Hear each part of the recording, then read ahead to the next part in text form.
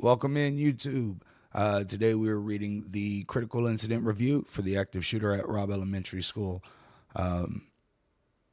We've been talking about this for a bit, and now we get into it. So I'm going to go ahead and just make it a lot larger real quick so that we can see the words.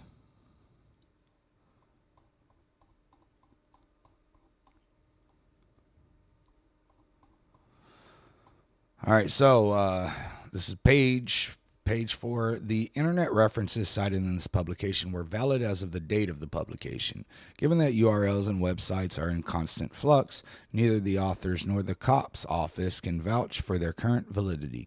The U.S. Department of Justice reserves a royalty-free, non-exclusive, and irrevocable license to reproduce, publish, or otherwise use and to authorize others to use this resource for federal government purposes. This resource may be freely distributed and used for non-commercial and educational purposes only. You're talking about my kid. I'll use it if I fucking want to. Photos by the DOJ staff, unless otherwise indicated. Recommended citation, which is the name of the shit, published 2024.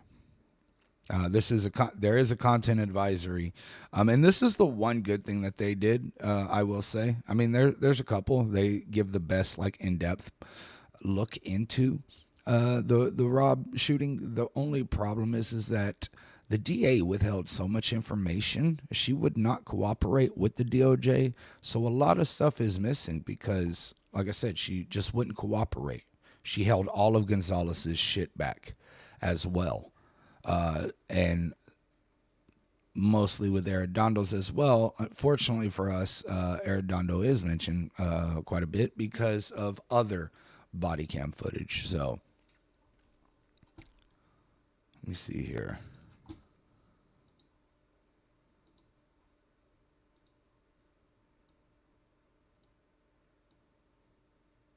Let me just make sure that I get everything right over here, guys. Give me 1 second.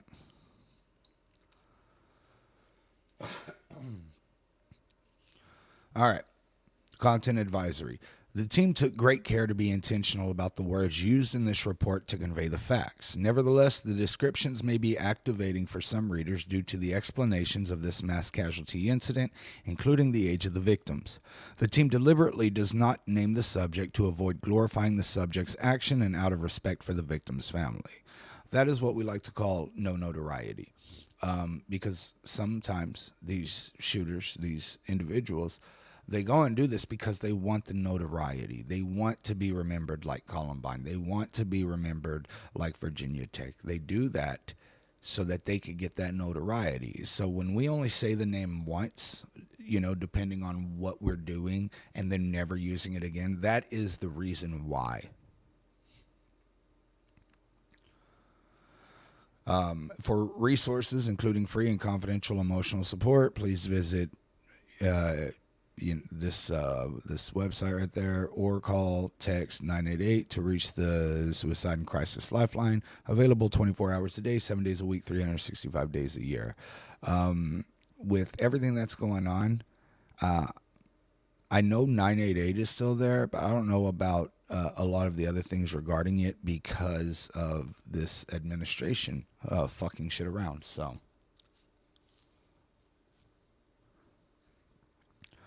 dedication. I don't know if they do it. Okay, they don't do it next. So there are some issues with the profiles that they do, especially on Uzziah, because instead of coming and directly talking to us, even though I was in constant communication with them, they took shit, from like that original People's Magazine and shit like that. So,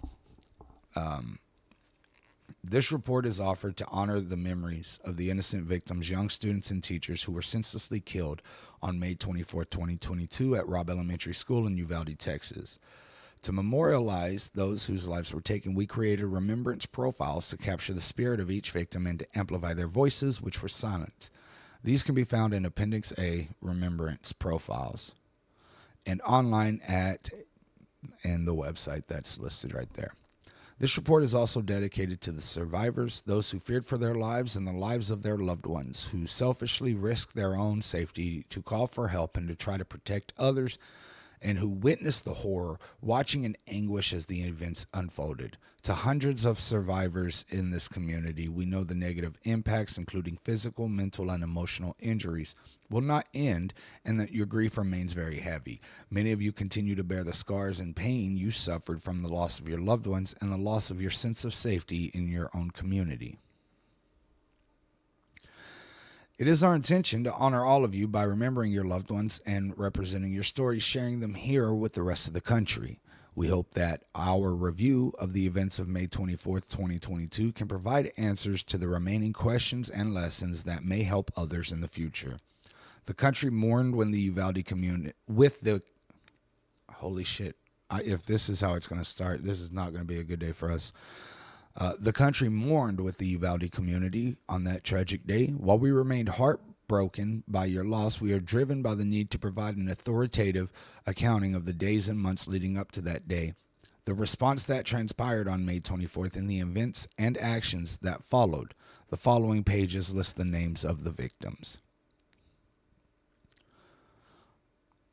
Nevaeh Alyssa Bravo, Jacqueline Jackie Cáceres, McKenna Lee Elrod, Jose Flores Jr., Ellie Garcia, Irma Garcia, Uzi, Amarie Jo Garza, Xavier James Lopez, Jace Carmelo Luevanos, Tess Marie Mata, Miranda Mathis, Eva Morales, Alithia Haven Ramirez, Annabelle Rodriguez, Maite Rodriguez, Lexi Rubio, Layla Salazar, Jayla Seguero, Eliana Torres, Rogelio Torres. And I just want y'all to look right here by the names. 10, 9, 10, 10, 9. Miss Garcia was 48. 10, 10, 10, 10, 10, 11. Miss Morales was 44. 10, 10, 10, 10, 11, 10, 10, 10. Holy shit. All right, so the contents, like I said, I'll show you what I was talking about. So they had the content advisory, the dedication, the acknowledgments. Then you have the executive summary. So the summary just goes over the organization of the report, how they put it together, terminology and treatment of names, overview of the factual observations, the overview of the team analysis, chapter by chapter summary. And then it has the introduction, which is the areas of examination, the methodology, and the organization of the report. And then we get into the actual incident timeline reconstruction. We should get to start into it, but even then, this is not the minute by minute, right?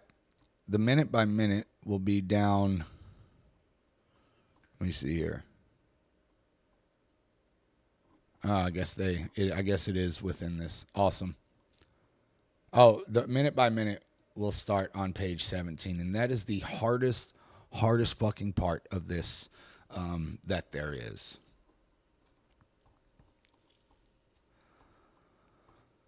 All right, let me see.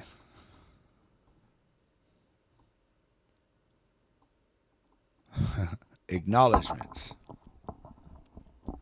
The U.S. Department of Justice extends appreciation and thanks for the commitment and support of the leaders of the UValde community, especially former UValde Mayor Don McLaughlin, for reaching out to the Associate Attorney General to request this review. It takes courage to voluntarily undergo an assessment, especially one of this magnitude. No, it doesn't. No, it doesn't. It doesn't take any courage to do that. The only reason that Don did it is because we fucking raised hell. It wasn't out of the goodness of his heart or wanting to do better or anything like that. It's because we made life hell. That is why. The Justice Department thanks the city and county of UValde.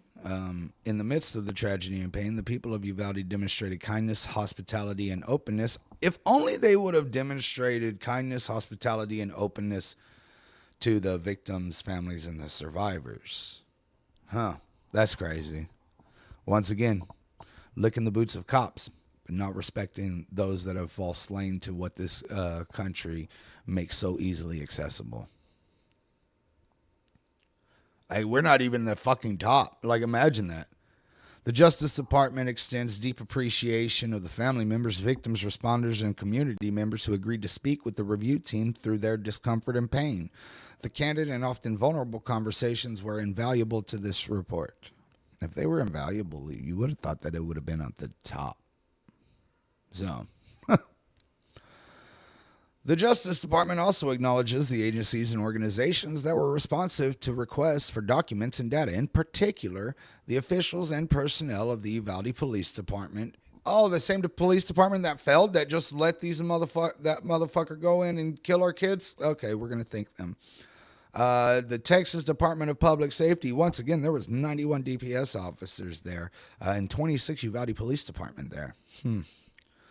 The Bureau of Alcohol, Tobacco, Firearms, and Explosives, so the ATF, and the Federal Bureau of Investigation, and U.S. Customs and Border Protection for their responsiveness. Guys, we have the Border Patrol's review that we're going to read after this, and it is just full of fucking blanks.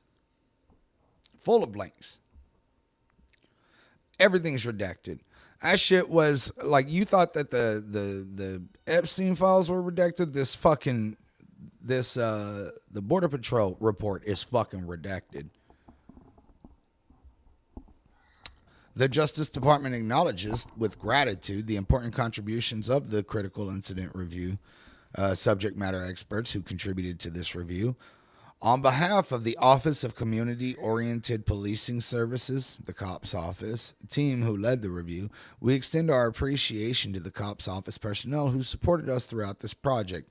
In particular, we acknowledge and thank the leaders and staff in the following divisions: the Resources and Technical Assistance, Communications, Management, Services, Finance, Budget, Information Technology, Facilities, Legal, and Publishing. We also thank the staff and contractors who provided transcription and interpretation services throughout the project and translation services for the report. We also share our appreciation for the staff of the Associate's Office, the Justice Management Division, the DOJ Library, the Bureau of Justice Assistance, Office for Victims of Crime, Office of Justice, Programs Publishing Team, Office of Privacy and Civil Liberties, Office of Information Policy, Office for Access to Justice, and particularly the U.S. Marshals Services Evidence.com team for their substantial support and assistance. Now, here's the thing, and I'm going to address this real quick. I'm sure a lot of y'all are probably like, why are we reading like all of this? Because this is the only time. I mean, we've done it once before, but this is the only time that it is read and put into these sorts of platforms in its entirety. If I were to skip this, then I would be accused of, what else are you skipping? What else are you skipping? So we are going through it word by fucking word. The executive summary. On May 24th, 2022, a mass shooting at Robb Elementary School in Uvalde, Texas, shook the nation. With just 2 days left in the school year, a former student armed with an AR-style assault rifle took the lives of 19 students and 2 teachers, physically injured at least 17 others, and left countless families, friends, and a community grief-stricken for their unimaginable loss. Unimaginable. In the aftermath of the tragedy, there was a significant public criticism of the law enforcement response to the shooting. At the request of then Uvalde Mayor Don McLaughlin, the U.S. Department of Justice, the DOJ, announced on May 29, 2022, that it would conduct a critical incident review of the law enforcement response to the mass shooting, recognizing that nothing can undo the pain that has been inflicted on the loved ones of the victims, the survivors, and the entire community of Uvalde. The Attorney General stated that the goal of the CIR was to assess what happened and to provide guidance moving forward.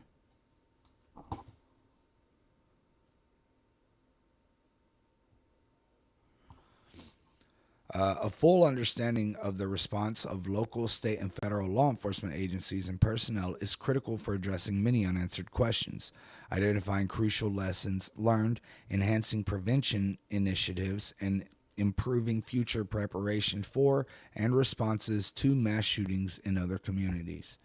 In providing a detailed accounting and critical assessment of the first responder actions in Uvalde and the efforts since to ameliorate gaps and deficiencies in that response, the CIR is intended to build on the knowledge base for responding to incidents of mass violence. It also will identify generally accepted practices for an effective law enforcement response to such incidents. Finally, the CIR is intended to help honor the victims and survivors of the Robb Elementary School tragedy. So here's the thing, right?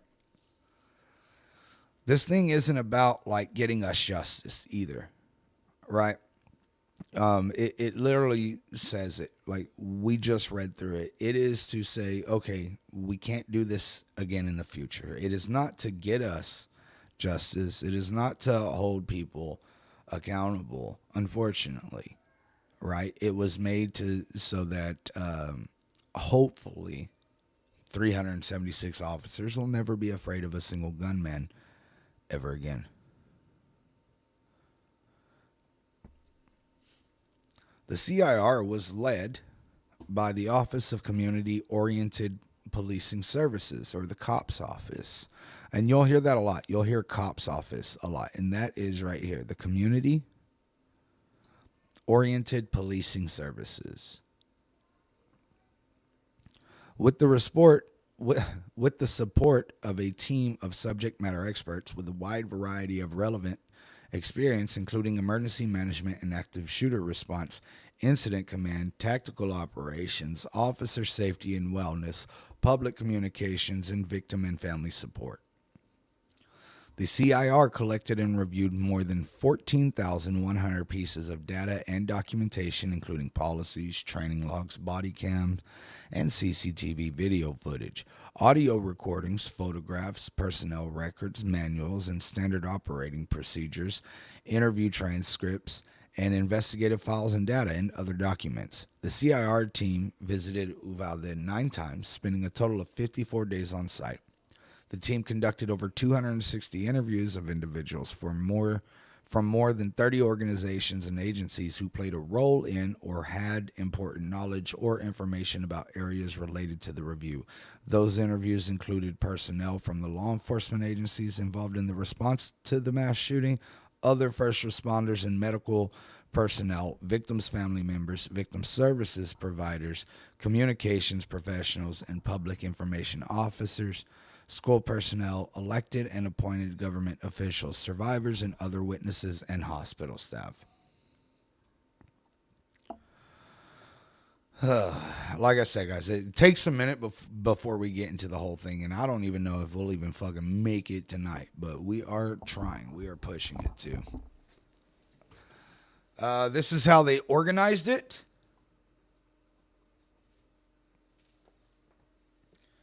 Give me 1 second. And let me just check everything real quick.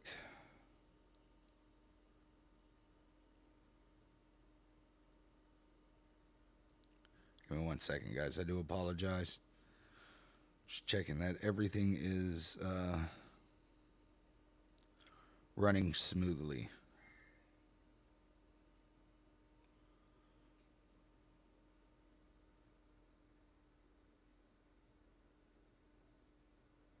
Okay. The organization of the report. This report provides the results of the independent, comprehensive assessment conducted by the CIR team. The period for collecting documents and data through this CIR was June 2022 until June 2023. So they took a year of going through and getting all of the data, the information, and all that. And then it took about 6 more months, I believe, of them putting it together. So To organize the comprehensive review, the team established the following areas of focus: the incident timeline reconstruction, the tactics and equipment, the leadership, incident command and coordination, post-incident response and investigation, public communications during and following the crisis, trauma and support services, school safety and security, and pre-incident planning and preparation. Terminology and treatment of names. Names are important. The team deliberated on the treatment of names and decided on the following. The subject's name is not used to avoid glorification, no notoriety. Only elected officials and chief executives of agencies are named where appropriate. All other individuals are left unnamed. And this is, we've already got a problem here because they should have listed every single fucking officer that was there.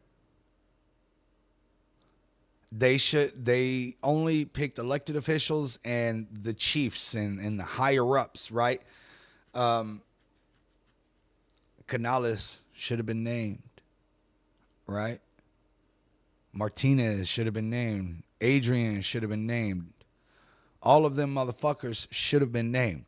This is where I have a problem with this report. So even though that they did this and they said that they were doing this for us, they weren't, because had they been, they would have given us the names. We know that there's 376. We know that there was 91 from DPS, 26 from the city. You had 5 or 6 from the school and everything. They should have gave us those fucking names. Additionally, this report refers to victims and survivors interchangeably to respect that some people prefer to be referenced as survivors and others as victims. The CIR team was also cognizant of an attempt to avoid terminology like triggered, targeted, and other gun-related language, as well as time frame references, which typically convey celebrations such as anniversaries, out of respect for the fact that these terms are often activating for some victims, survivors, responders, and family members. So that was a good thing. That was a good thing. And yeah, going back to that, like, they still haven't released the name of all the officers. We should have a list of all 376 of them. We should have their name and their face, is what we should have. All right, now we're getting into the overview of everything.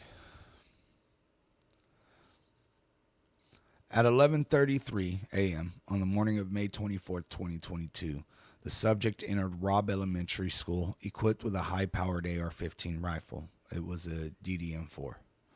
He immediately started shooting and within a minute entered classrooms 111 and 112, which were connected via an interior door. Within 3 minutes of the subject's entry into the school, 11 law enforcement officers from the UValde Consolidated Independent School District and the UValde Police Departments, including supervisors, arrived at the school. This is a point of contention right there, because we know right here, here's the thing, right here it says, within 3 minutes of the subject's entry into the school, as we know, Adrian was there before. Saucedo was there before. Carnales was there before.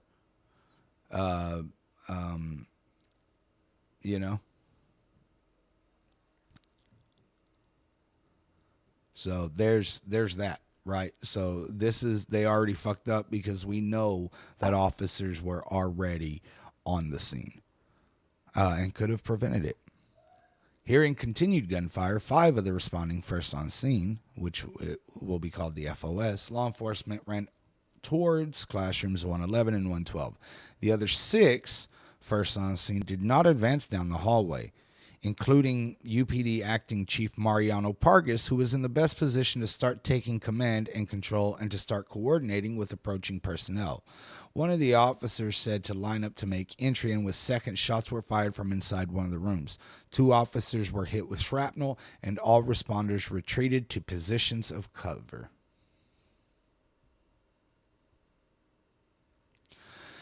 After 3 attempts to approach the classrooms, the focus on the responders shifted from entering classrooms 111 and 112 and stopping the shooting to evacuating other classrooms, attempting to negotiate with the subject and requesting additional responders and equipment.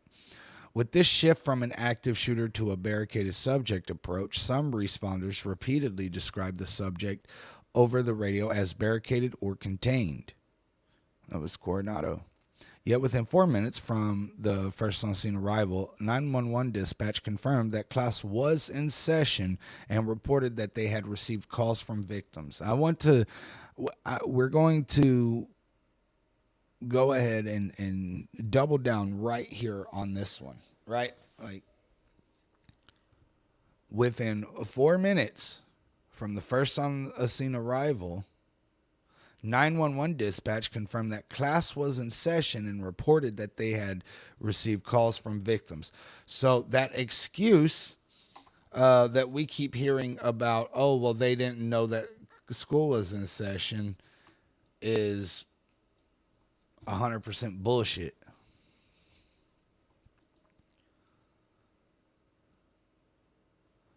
Chief Pete Arredondo of the UCISD Police Department, UCISD PD, directed officers at several points to delay making entry into classrooms 111 and 112 in favor of searching for keys and clearing other classrooms.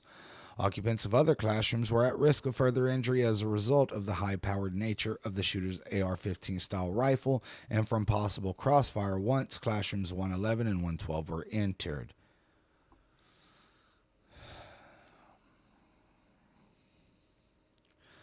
At several points, UCISD PD Chief Arredondo also attempted to negotiate with the subject.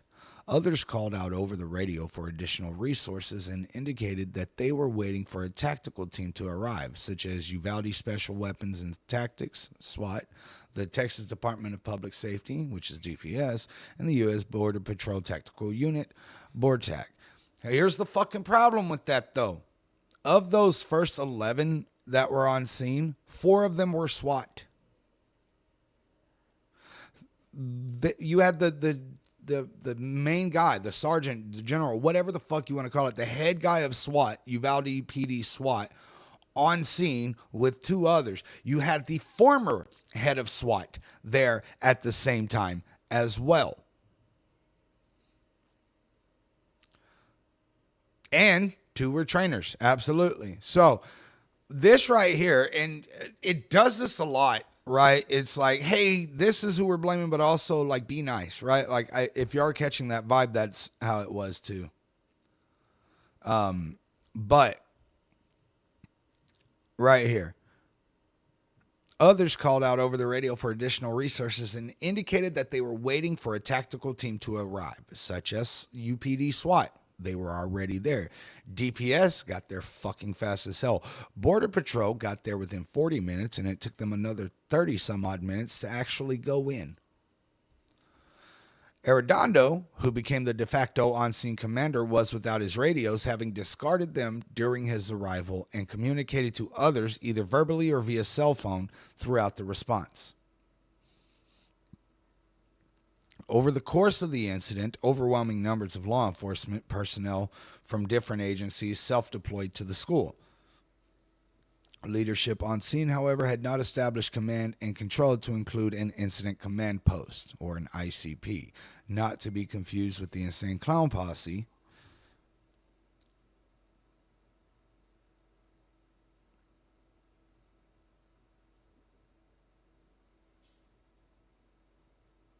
Sorry.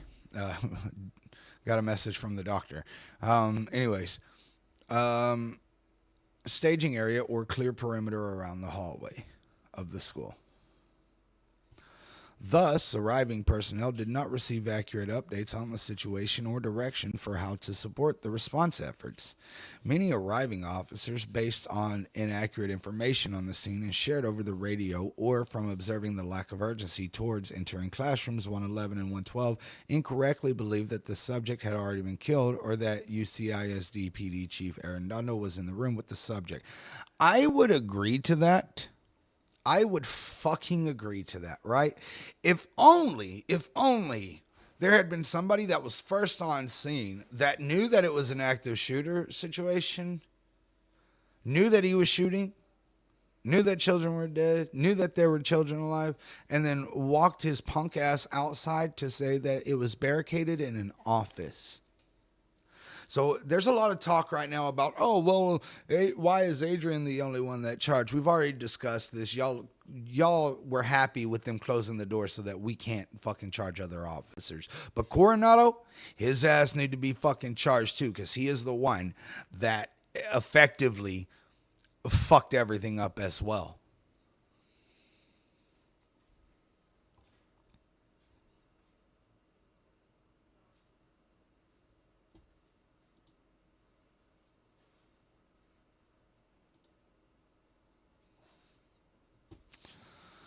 Anyways,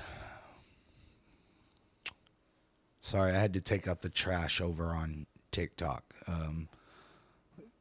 If you're saying that that Adrian was rightfully acquitted, you can go fuck yourself. I'm not gonna have that. Be gone. Anyways, as leaders from additional law enforcement agencies arrived, including Sheriff Ruben Nolasco, who also needs to be on trial, and we'll talk about that at a later date. The lack of clear communication and command structure made coordination difficult. No, it didn't. It fucking didn't.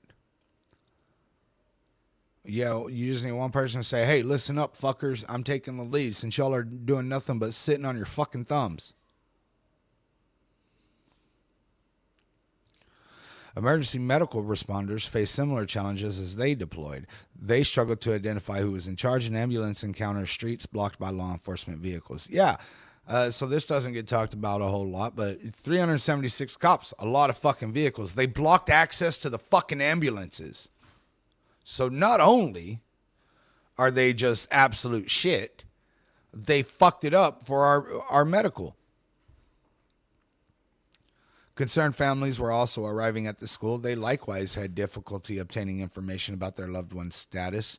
Incorrect and conflicting information was also being shared on social media, with the UCISD posting that all students and staff were safe in the building, and later posting messages about reunification that conflicted with the UPD post. Here's the thing. Right here, I want to talk about this. They likewise had difficulty obtaining information about their loved one's status. Yeah, because the cops were literally telling families out there, my wife included, that, hey, I would be in there if I didn't have to deal with you fucks. That's what they were saying.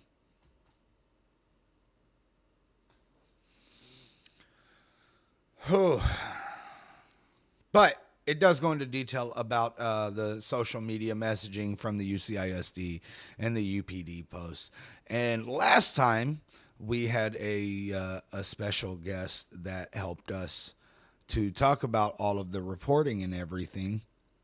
But I don't know if we'll have them this time, but I will reach out to them today or tonight, possibly, maybe tomorrow, and see if they'll join us again. Somebody that is in the media field. That can explain a whole lot of things. At 12:21 p.m., 48 minutes after the subject entered the school, the subject fired 4 additional shots inside classrooms 111 and 112. Officers moved forward into formation outside the classroom doors, but did not make entry. Why? Who knows? Actually, we do know. Pretty sure those same officers are saying, how do we do this? We don't want to get clapped. Fucking cowards. Anyways, instead, presuming that the classroom doors were locked, the officers tested a set of keys on the door of a janitor's closet next to room 112. When the keys didn't work, the responders began searching for additional keys and breaching tools. UCISD PD Chief Arredondo continued to attempt to communicate with the subject, while UPD Acting Chief Pargas continued to provide no direction, command, or control to personnel. See, the problem with that, right, is that I didn't realize this at first, the first time we went over this, but since we're going over it right now, I have to literally say this. How stupid were these officers? And I'm not talking about them not going in or anything like that. We'll have a lot to say about that later.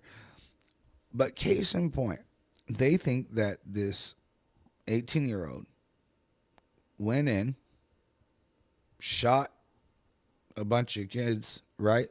Shot at the door, opened it, walked in, then went back outside to lock it from the outside because that's the only way that those Columbine doors lock. So I guess they are thinking while they were on scene, while they, can see him and everything, they think that he went outside, locked the door, and then walked right back inside. How fucking dumb do you have to be? Holy shit. All right, let me see here.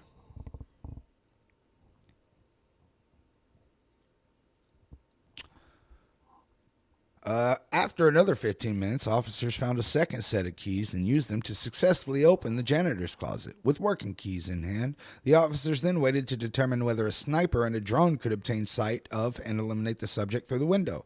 Those efforts were unsuccessful. At 12:48 p.m., 27 minutes after hearing multiple gunshots inside classrooms 111 and 112, and 75 minutes after first responders first entered Robb Elementary, officers opened the door to room 111. A team composed of BORTAC members, a member of the U.S. Border Patrol Search, Trauma, and Rescue Unit, Borstar, and deputies from 2 local sheriff's offices entered the rooms, and officers killed the subject when he emerged shooting from a closet. The subject was killed at approximately 12:50 p.m., 77 minutes after the first officers entered the school and after 45 rounds were fired by the shooter in the presence of officers. So what that's saying is that while officers were on scene, while they were there in the hallway, this isn't even talking about outside, this isn't even talking about Adrian on the outside or anything like that. The shooter shot 45 rounds in the presence of officers, right? And they still wanted to say that it was a barricaded subject and not an active shooter. Once again, how stupid you gotta be.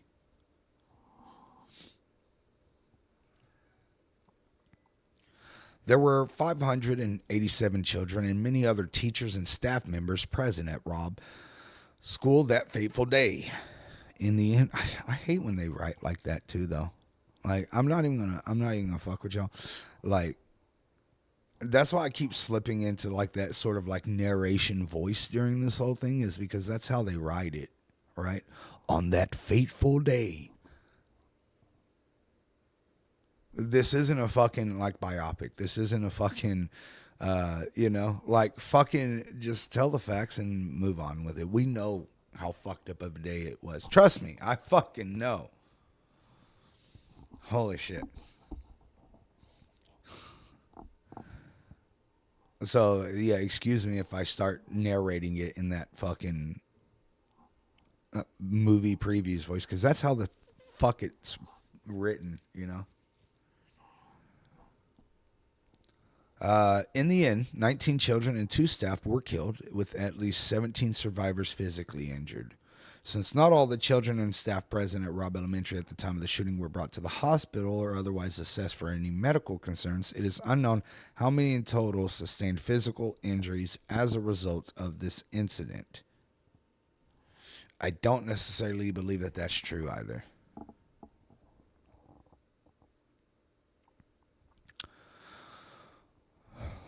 Wounded and deceased victims were transported to UValde Memorial Hospital, while the majority of other victims were transported to the UValde Civic Center, where the reunification center was eventually established. At the hospital and the center, some families were reunited with their children, but other families received incorrect information suggesting that their family members had survived when they had not. That was us.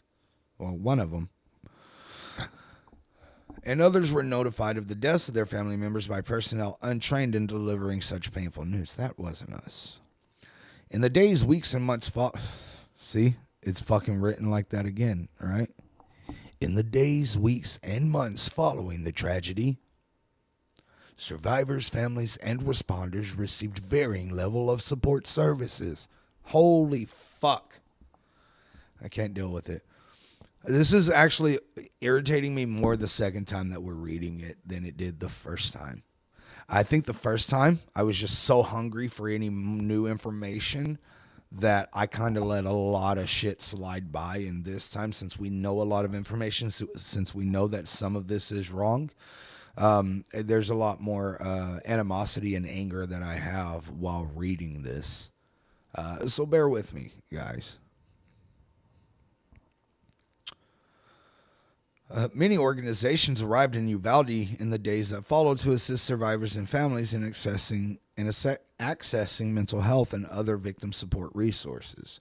But since then, difficulties in tracking victims and transitioning service providers have meant that some victims, family members, and community members have not received services.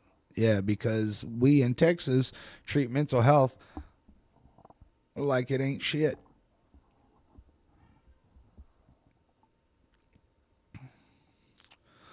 Public communication challenges continued throughout the response and in the aftermath of the tragedy. Both impromptu and scheduled news conferences and media engagements contained inaccurate and incomplete information. See, it's like I went into the fucking newscaster right there too. Like it's pissing me off.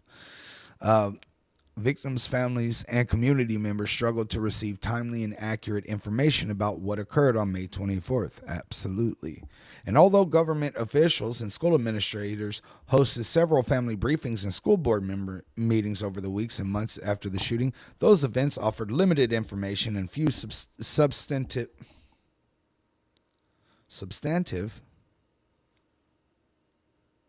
I know this word. What the fuck?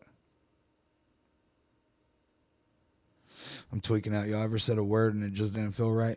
Responses from officials and, in some cases, exacerbated the distress of the families. Literally every single one of those meetings, because every single fucking meeting that we had, whether it was with the fucking the DA, whether it was with the school, whether it was with fucking leaders of Texas, right? They all told us the same shit. Well, we can't say anything right now. We're investigating. And then, didn't ever fucking do anything.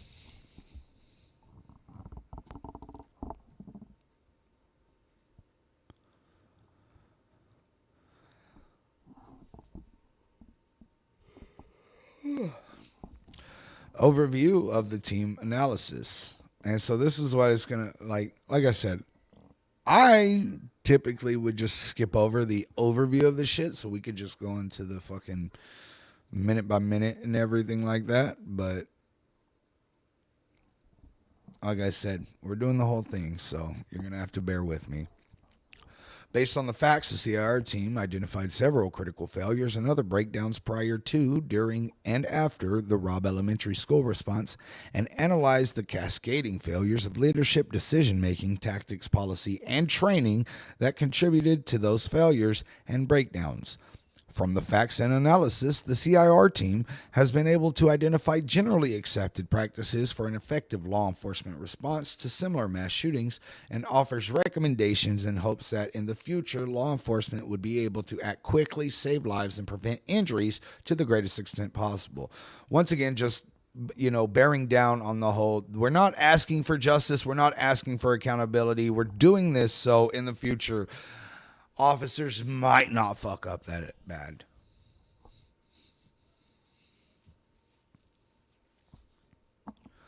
The most significant failure was that responding officers should have immediately recognized the incident as an active shooter situation, using the resources and equipment that were sufficient to push forward immediately and continuously toward the threat until entry was made into classrooms 111 and 112. Yes. But we could even back it up further. The most significant failure was that this 18-year-old piece of shit was able to access a firearm. And then when you back it up even further than that, we could blame it on, in this case, it was Daniel Defense for them producing such a machine, right?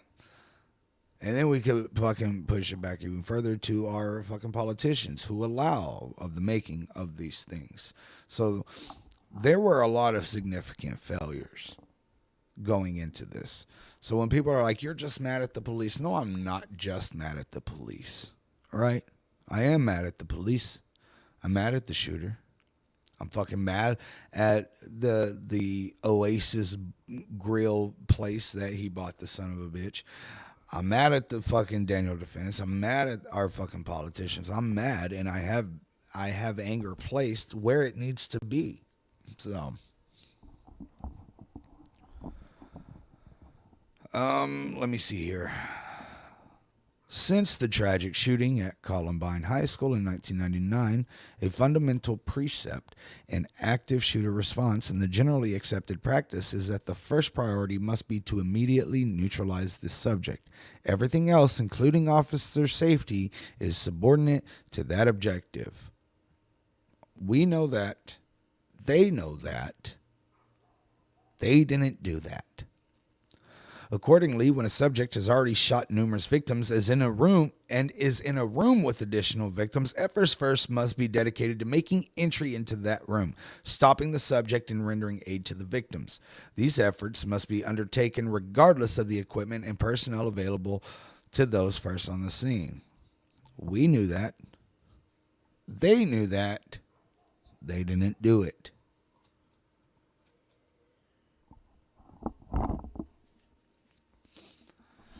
This did not occur during the Robb Elementary shooting response, where there was a 77-minute gap between when officers first arrived on the scene and when they finally confronted and killed the subject. Several of the first officers on the scene initially acted consistent with generally accepted practices to try to engage the subject, and they moved quickly towards classrooms 111 and 112 within minutes of arriving.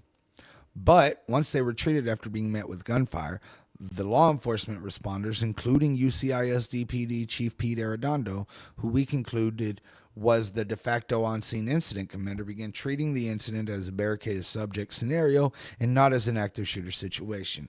I didn't have this much issue the first time around, but we're going to talk about it. Arredondo, yes, 100%. But just a few pages back, literally just a few pages back, didn't it say that Pargas should have been the incident commander? Right? It said Pargas should. Pargas was the one that got the information and walked the fuck away. Arredondo's the one that had the information and told everybody to stop. Both are just as bad, in my opinion. Both should be held accountable just the same. The only difference is that Mariano Pargas was voted in to be the county commissioner of Precinct 2 of Uvalde County after this happened. So if that doesn't tell you everything that you need to know about Uvalde, I don't know what to tell you. They literally voted Pargas into a county commissioner seat after this happened. After we knew this shit. When I say that fucking Uvalde is a fucking a cesspool, y'all think I'm joking. Y'all think I'm just, it's because I'm mad about what happened. That's not it at all. It's what continued to happen after that. The same people continued to vote for Greg Abbott. They voted Mariano Pargas in. They voted against the parents. They voted against the survivors. They voted against the victims. They voted against everything. They voted against themselves and their own fucking children. That is Uvalde.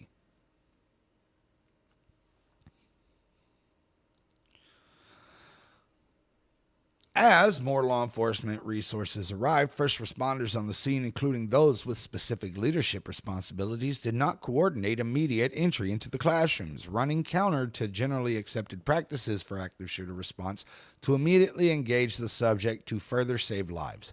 Instead, law enforcement focused on additional calls for additional SWAT equipment, which should not delay the response to an active shooter. Requests for delivery of classroom keys to a door that wasn't locked, and breaching tools, once again, to a door that wasn't locked, and orders to evacuate surrounding classrooms prior to making entry into classrooms 111 and 112, which we've heard it quite a bit, right, guys? What did Arredondo say? I know that they're dead in there, but time is on our side, or something to that effect. I wish I had it up right now so I could play it on the fucking the soundboard.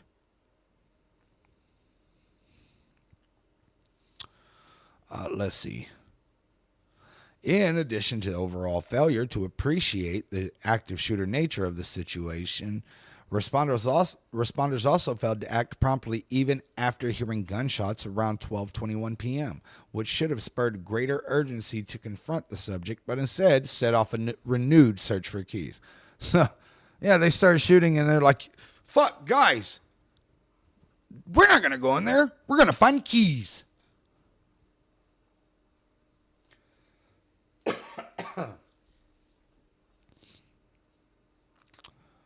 There were also failures in leadership, command, and coordination. None of the law enforcement leaders at the scene established an incident command structure to provide timely direction, control, and coordination to the overwhelming number of responders who arrived on the scene. This lack of structure contributed to confusion among responders about who was in charge of the response and how they could assist.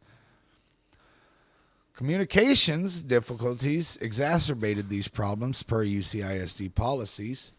Chief Arredondo. That's my dog. Hold on 1 second. Melody, lay down. Lay down. Okay, sorry about that. The dog was losing their mind. Communications difficulties exacerbated these problems per UCISD policies. Arredondo was the on-scene incident commander, but he lacked a radio, having discarded his radios during his arrival, thinking they were unnecessary. And although he attempted to communicate with officers in other parts of the hallway via phone, unfortunately, on multiple occasions, he directed officers intending to gain entry into the classrooms to stop because he appeared to determine that other victims should first be removed from nearby classrooms to prevent further injuries. These failures may have been influenced by policy and training deficiencies, but it's not. It wasn't. Especially after learning that Adrian was the trainer and he was like first on scene. Absolutely not. Arredondo was trained in it. Coronado was trained in it. All those officers were trained in it. So that right here, that whole sentence is just bullshit. Complete and utter bullshit.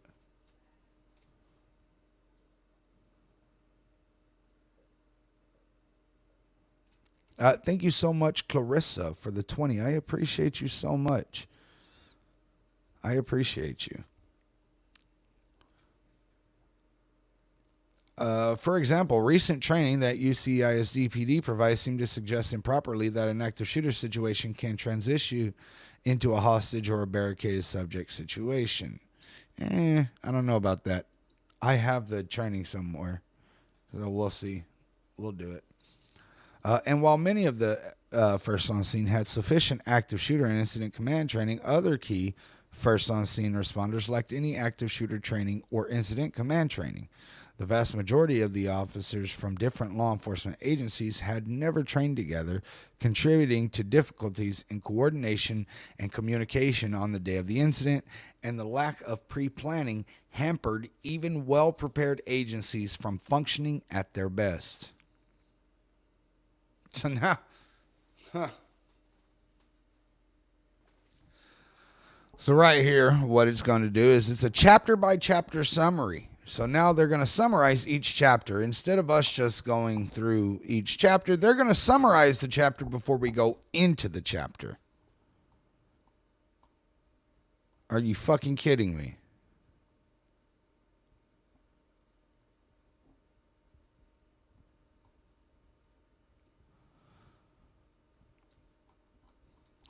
So here's what we're going to do.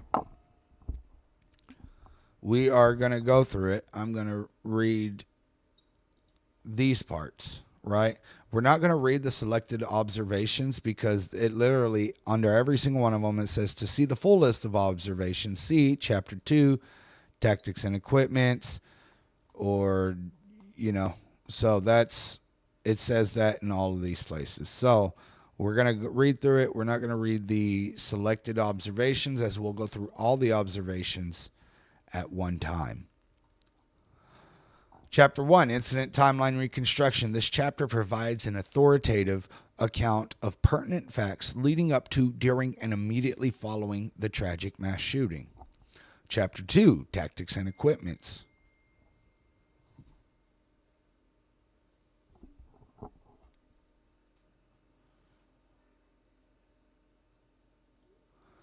Chapter 2, Tactics and Equipments. Police active shooter response tactics have undergone significant changes in evolution over the years. Throughout most of the history, the police response to an active shooter incident was to secure a perimeter and call out a SWAT team and, in some cases, negotiators.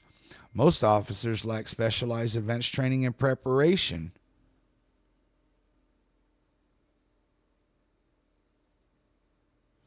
Actually, no, that's a great idea. So here's what we're going to do.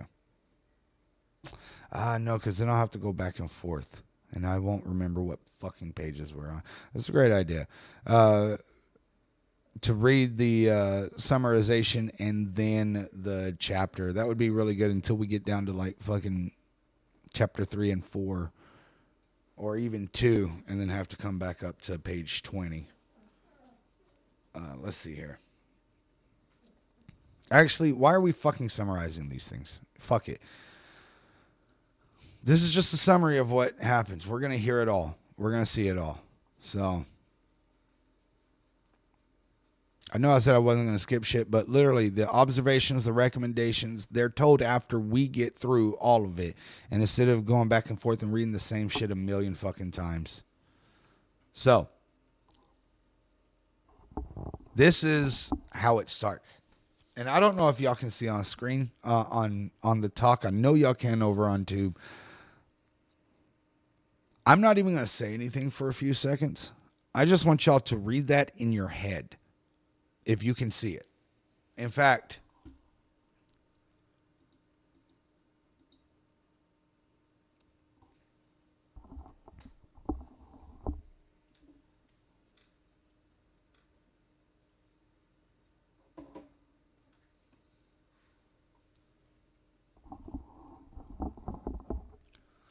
this is how it is introduced.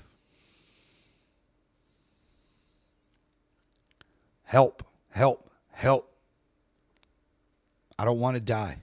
My teacher is dead. One of my teachers is alive but shot. Officer, officer. Are they in the building? There's a lot of dead bodies. These were the words of 9 and 10-year-old children at Robb Elementary School in UValde, Texas on May 24th, 2022 during a call with 911. At this point in time, these students and the 3 teachers had been trapped in classrooms 111 and 112 with an active shooter for 37 minutes.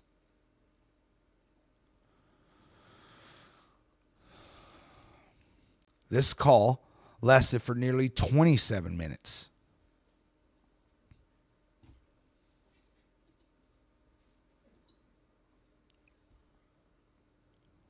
Even though law enforcement were in the hallway, just outside the classrooms, it was another 13 minutes after the call ended before law enforcement rescued the survivors.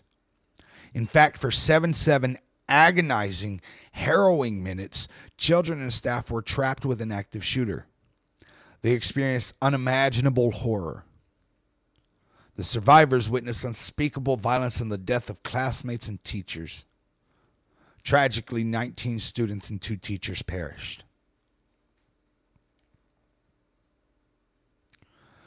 An active shooter not only took their lives, but also physically and mentally injured survivors, families, staff, students, and the UValde community. There were multiple failures that contributed to the extent of the tragedy at Robb Elementary. At the direction of Attorney General Merrick Garland, under the leadership of Associate Attorney General Vanita Gupta, this critical incident review report identifies and assesses the factors that contributed to the failures. It provides a comprehensive accounting of what happened on May 24th, 2022, and assesses the systems in place in the weeks leading up to the day. It not only examines the actions of law enforcement, but those of all responding agencies. It assesses school safety measures, emergency management, and the myriad systems designed to promote safety. The report also assesses the communications provided to survivors and families immediately after the shooting began, including the inaccurate narrative told to the Uvalde community and the country in the hours and days afterwards. Additionally, it assesses the trauma and support services provided to the victims, survivors, and family members, as well as responders. Answering the call of former Uvalde Mayor Don McLaughlin for an independent, objective assessment of what happened on May 24th, 2022, the Attorney General established this CIR. Sadly, the families and Uvalde community continue to have so many unanswered questions. The first goal of this report is to provide information to those most affected by the tragedy. It is our hope that it will aid in their healing and providing a detailed accounting and assessment of what transpired in the days and months leading up to the shooting, the immediate first responder and other actions taken, and the efforts since to address and improve upon gaps and deficiencies. We also hope to build on knowledge regarding how to best respond to incidents of mass violence. The Attorney General pledged to provide an assessment that would be fair, transparent, and independent. A CIR team was established that included the DOJ's Office of Community-Oriented Policing Services, COPS office, and subject matter experts with both extensive experience in conducting these reviews with a deep knowledge in relevant areas, including emergency management and active shooter response, incident command and management, school safety, tactical operations, crisis communications, and trauma services. The COPS office has previously conducted a variety of independent objective assessments of responses to other critical incidents, including mass shooting tragedies, and brings that experience to the CIR as well. Once again, the CIR areas of examination, we're once again going to say the exact same thing before we fucking get to it. I don't know why they're doing this, but it pissed me off. It's pissing me off. Holy shit. It's chapter 1, chapter 2, chapter 3, chapter 4. Like, we get it. Incident timeline reconstruction, tactics and equipment, leadership incident command and coordination, post-incident response and investigation, public communications during and following the crisis, trauma and support services, school safety and security, pre-incident planning and preparation. The methodology. The period of collecting documents was, like we said earlier, June 2022 until June 2023, defined throughout the report as the review period. Given the topics described above, the assessment primarily focused on the actions of law enforcement agencies that responded at Robb Elementary on that day of the tragedy, including the Uvalde Police Department, otherwise known as the UPD, Uvalde Consolidated Independent School District Police Department, known as UCISD-PD, the Uvalde County Sheriff's Office, which is UCSO, Texas Department of Public Safety, which would be Texas DPS, the U.S. Customs and Border Protection, fuck ICE, CBP, U.S. Marshal Services, the USMS, the Bureau of Alcohol, Tobacco, Firearms, and Explosives, the ATF, and the Federal Bureau of Investigation. Where relevant, however, the assessment also examined the planning, preparation, and response of other entities, including the Uvalde Consolidated Independent School District, other responder agencies, government entities, victim service providers, and other key stakeholders. To gather and analyze documentation, information, and data, the CIR team used the following methods: research and data, on-site data collection, introductory meetings, one-on-one interviews, group meeting interviews, 2 family forums, and walkthroughs of Robb Elementary. To gather and analyze data sources, training records, timeline deconfliction, and collected data and documentation, the team employed a variety of extensive review methods. Over the span of 11 months, the CIR team collected over 14,100 pieces of documentation related to the areas of focus.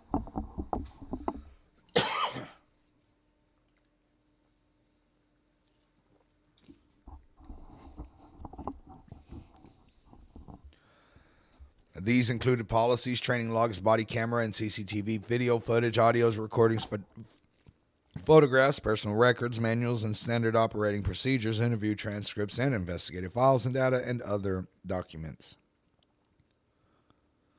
We've already read this. What the fuck? Why did they add it so many times?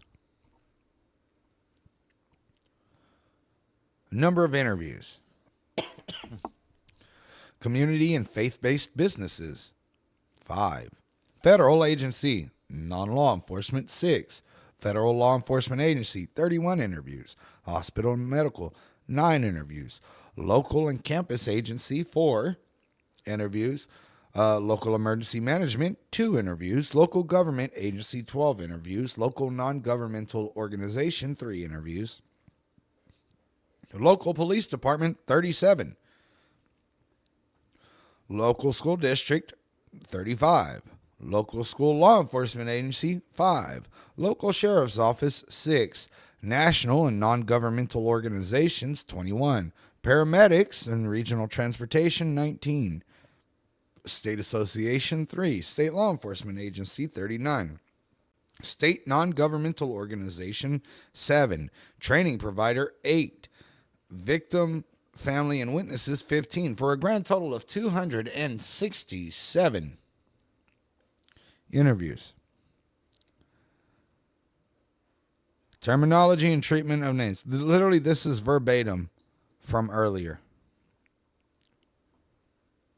The organization of the report is just telling us the fucking layout of it.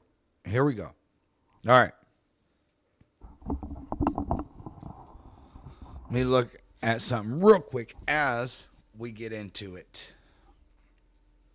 Let me make sure that we are all up to date.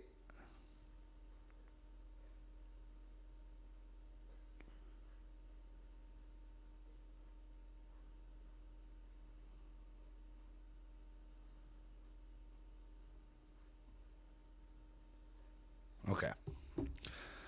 Now we are starting with chapter 1. Now that we've got all the bullshit out of the way, we're starting on chapter 1. So chapter 1 starts on page 40. And I'm telling you all this so that we can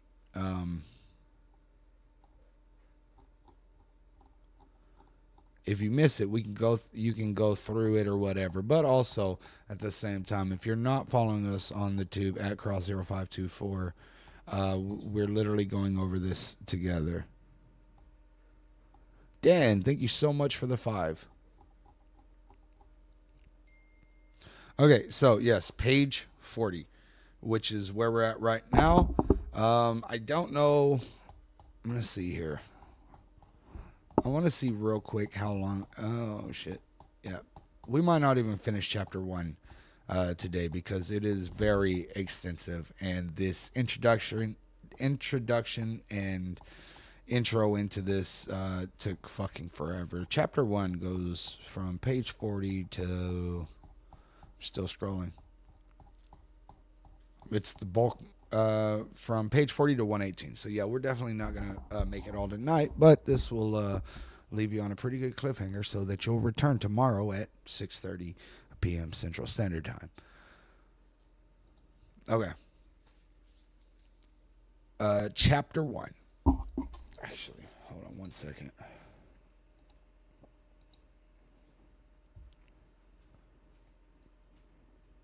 Sorry about that, guys.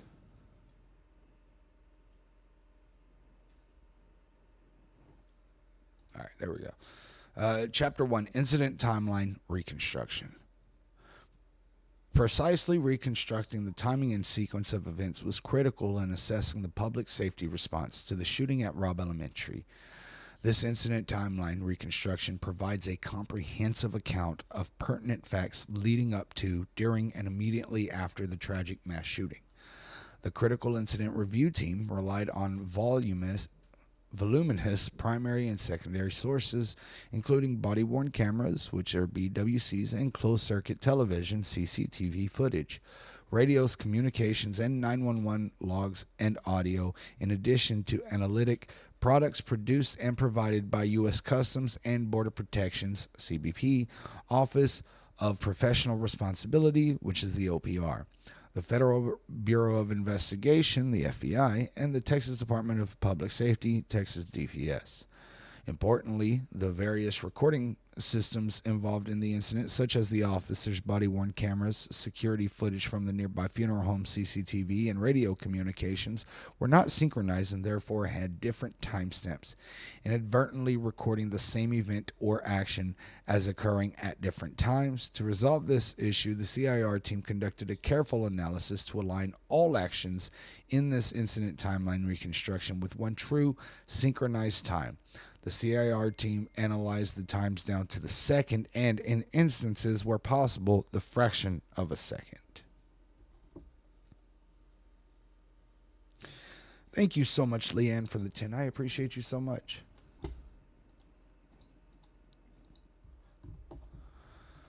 Organization. This chapter is organized into two sections. The first contains a high-level narrative summary of the incident timeline reconstruction. The second contains a minute-by-minute list of key actions and events and the locations in which they occurred.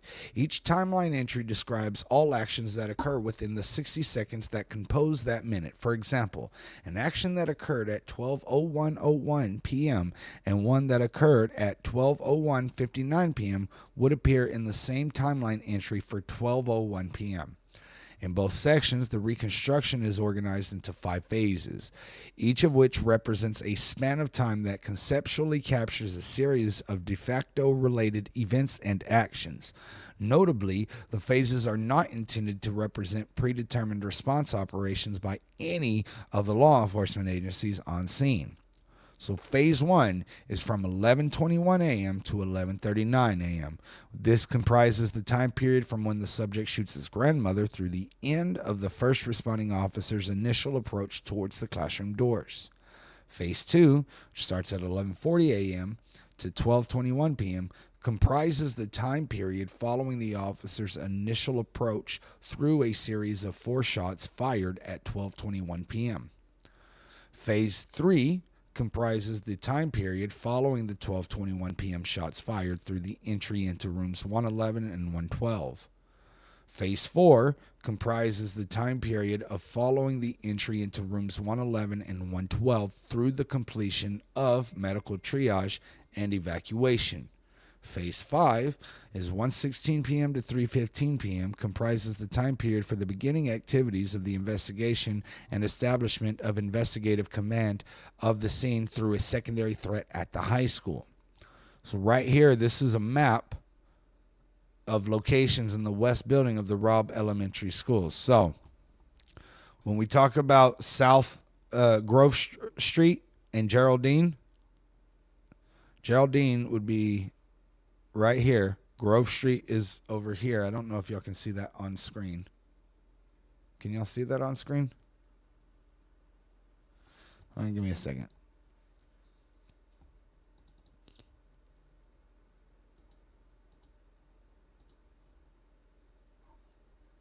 Oh,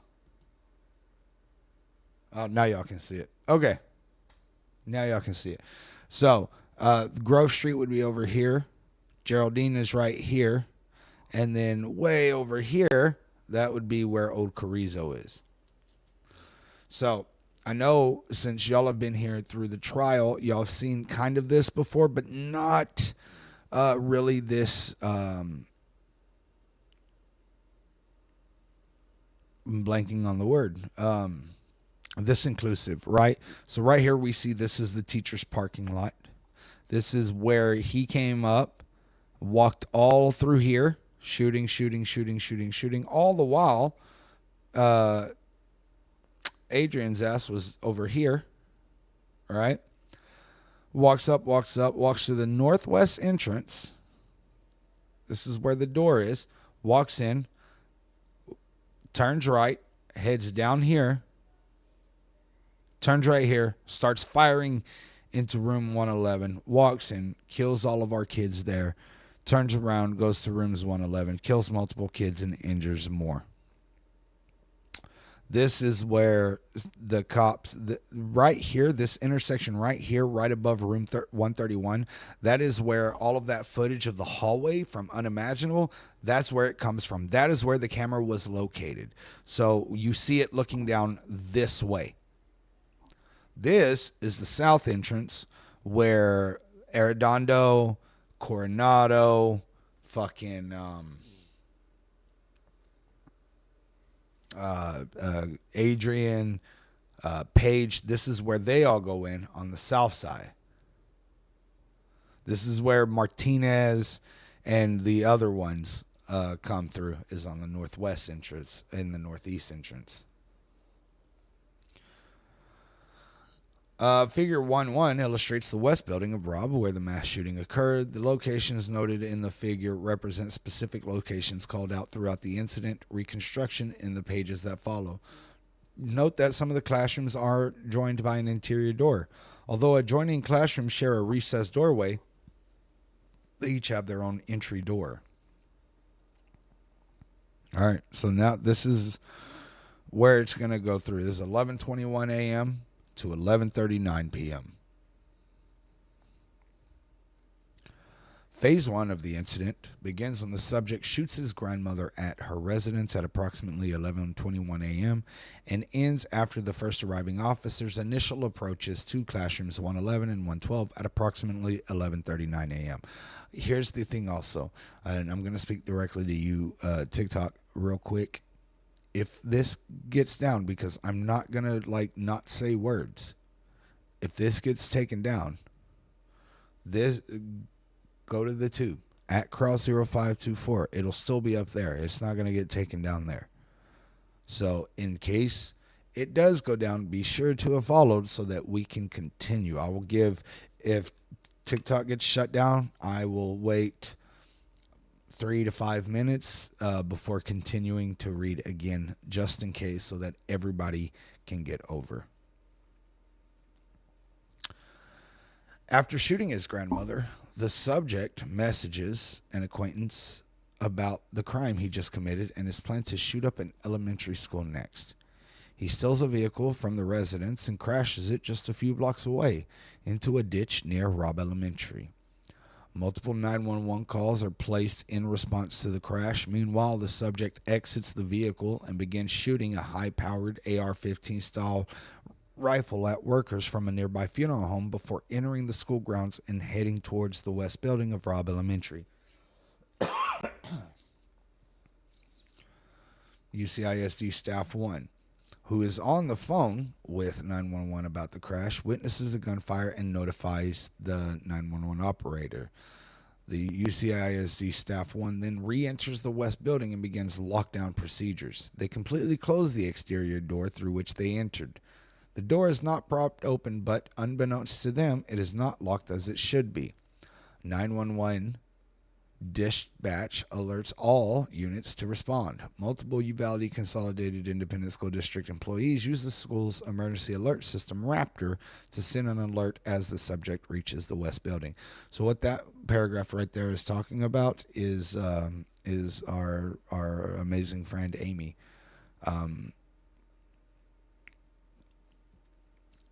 She was scrutinized so heavily for that. Texas DPS comes out and says that she propped the door open, which led to death threats and all sorts of shit to her, which, fuck them.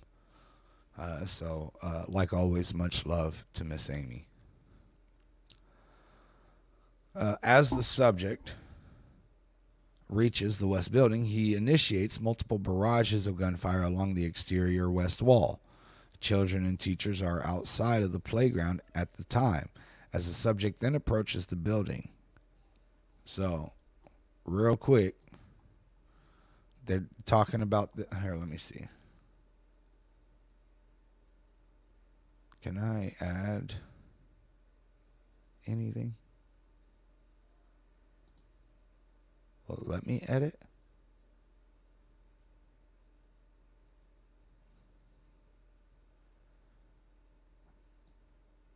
Anyways, they're talking about this west exterior right here. Y'all can see it right there.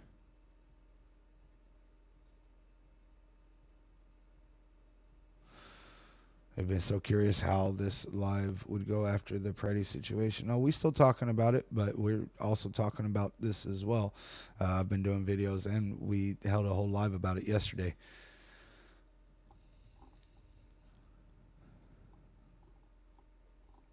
Let me get back. As the subject reaches the west building, he initiates multiple barrages, like we just showed. At 11:33 a.m., the subject enters through the northwest door of the west building via the closed, unpropped, and unlocked exterior door. The subject enters the building approximately 5 minutes after he crashes into the ravine. and 11 minutes after shooting his grandmother. Hold on. No, stop. The subject enters the building approximately 5 minutes after he crashes into the ravine.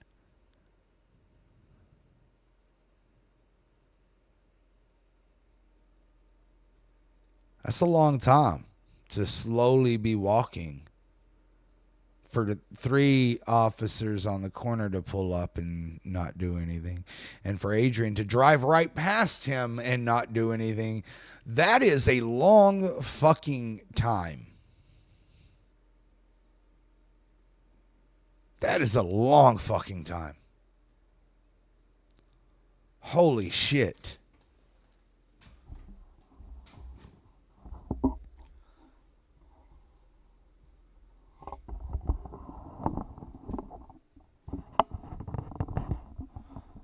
And 11 minutes after shooting his grandmother, the subject walks directly to adjoining rooms 111 and 112 and begins shooting towards their recessed doors. The subject walks into the vestibule while shooting and appears to try to access and may enter room... Well, that's wrong. The subject walks into a vestibule while shooting and appears to try to access and may enter room 112. Approximately 10 seconds later, the subject steps back into the hallways, continues to shoot, and then appears to enter room 111. The subject then accesses both rooms 111 and 112 through their connecting doors between them.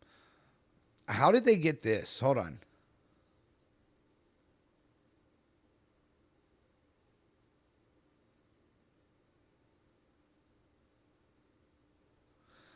So, okay. So rooms 111 and 112, we're looking at the footnotes here real quick because I'm curious how they fucking came to that because I don't.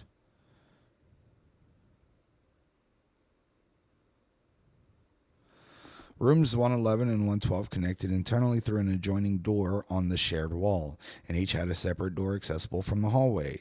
Due to the placement of the CCTV cameras in the hallway combined with the recessed doorways, there is limited footage of what occurs when the subject enters the vestibule. However, looking at the footage slowed down and zoomed in, the team analyzes the subject's foot patterns and movement of the firearm. Combining the analysis with interviews conducted and observed from those in rooms 111 and 112, the CAR team believes there is a possibility that the initial assault included entering each of the classrooms from the hallway. But that's just it. I don't know why we're putting possibilities in this. Like, that's wild work. Like, if we don't know, why are we saying that? Because up top,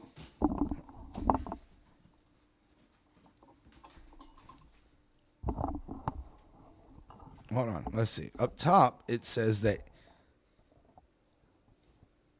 it appears to try to access and may enter room 112. But then down here, it says there's a possibility. I hate when they do that, and that's why sometimes you got to read that fucking small fine print down at the bottom because I don't like how they just did that. I don't like how they just tried to do that at all. Within 3 minutes of the subject entering the building, the first responding officers enter from both the south and the northwest side entrances while the subject is actively shooting inside rooms 111 and 112.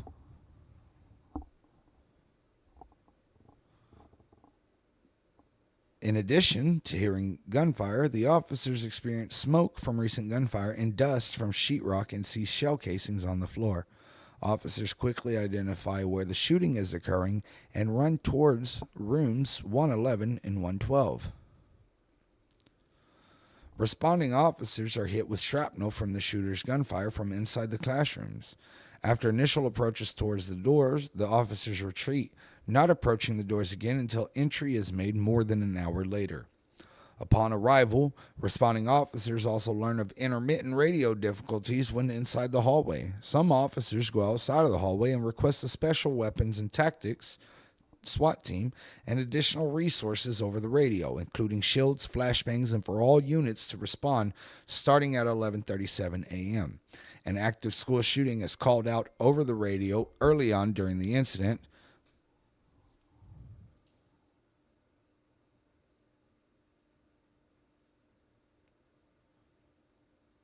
But then the terms contained and barricade are used multiple times to describe the conditions of the incident during phase one of the event, including over the radio to dispatchers and officers en route, starting at 11:37. Also, at 11:37, the UValde Consolidated Independent School District Police Department Officer 1 identifies the room the shooter is in as his wife's classroom. Phase 2 is 11:40 a.m. to 12:21. Phase 2 of the incident begins at 11:40 after the initial response has ended, defined as the last time the first officers on scene retreat from the doorway of classrooms 111 and 112. Phase 2 ends when multiple shots are fired again from inside the classrooms at 12:21, and officers move down the hallway and towards the classrooms.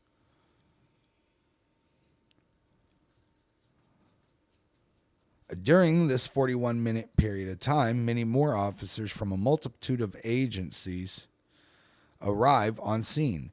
There is a great deal of confusion, miscommunication, and lack of urgency, and a lack of incident command of how the analysis of how the lack of incident command structure impedes the overall response is in Chapter 3, Leadership, Incident Command, and Coordination.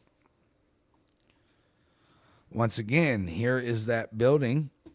The ones with the X in the rooms show no occupants were found and room cleared at the time that was indicated.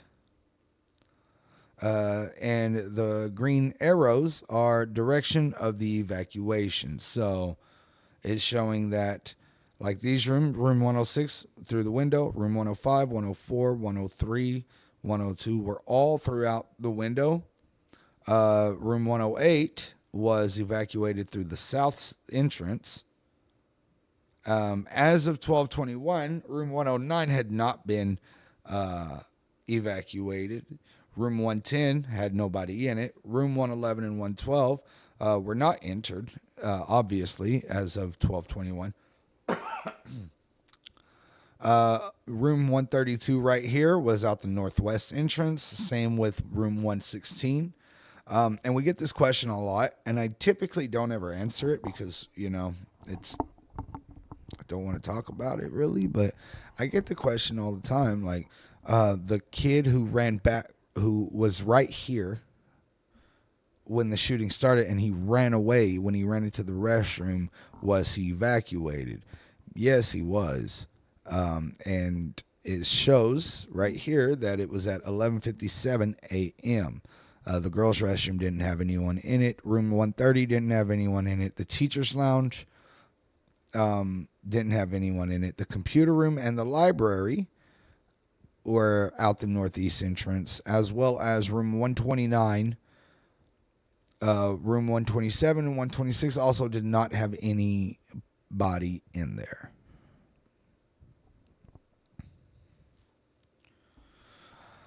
At 11:40... Hold on.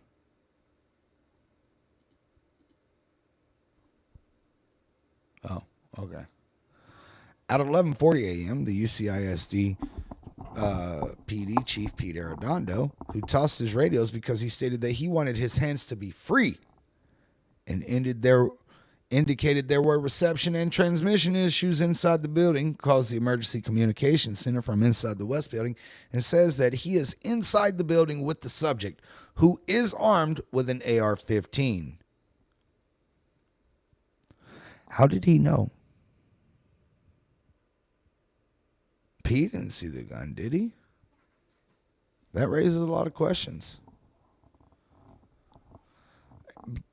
Pete said, look, I don't want to have either of my radios. One radio that is for the schools and everything like that, and the other one that ties into the police department. Fuck them. We're going to leave them. I want my hands freed so that I can act. Until he gets in there. And then he's like, yeah, hey, yeah. Sir, come out. Sir, don't hurt no one. Are you kidding me? Didn't want his hands tied up, but was on his phone the whole fucking time.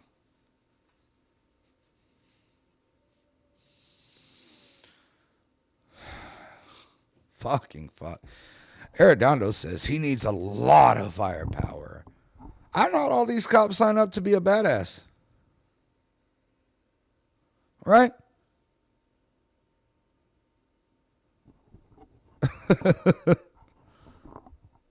Failed there. Arredondo said he needs a lot of firepower and that he wants the building surrounded. He got that. He got both of those. So why does it still take 77 fucking minutes? If he has a lot of firepower, right? And the building is surrounded. As he is on the phone with dispatch, he learns about a call occurring at the same time from a teacher in the building who states they believe another teacher has been shot. Arredondo asks whether the teacher is with the shooter, but dispatch does not know. He shares the room number of the shooter's location with dispatch, then asks for SWAT to set up by the funeral home.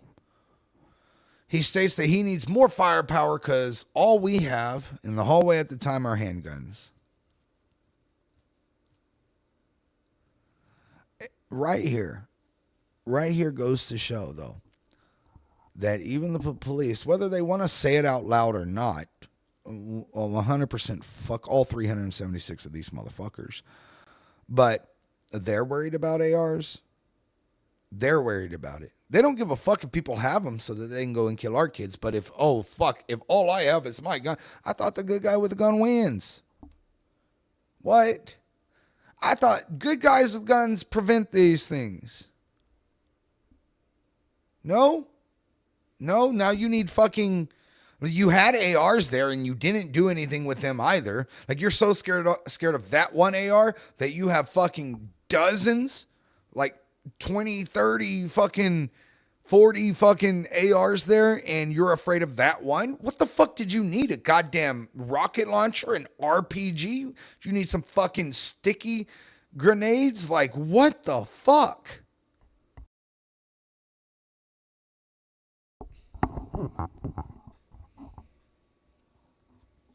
The scene continues to be largely a bifurcated response on the north and south ends of the hallway. There is some effort to communicate across each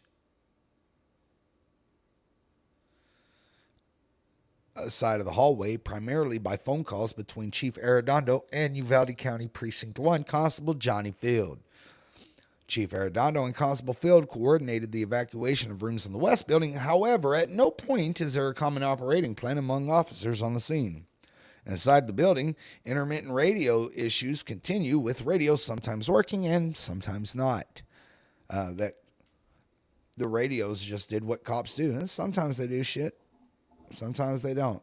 Sometimes they kill unarmed fucking people. Sometimes they don't kill the actual bad guys. Just throwing that out there, guys. Just fucking throwing that out there.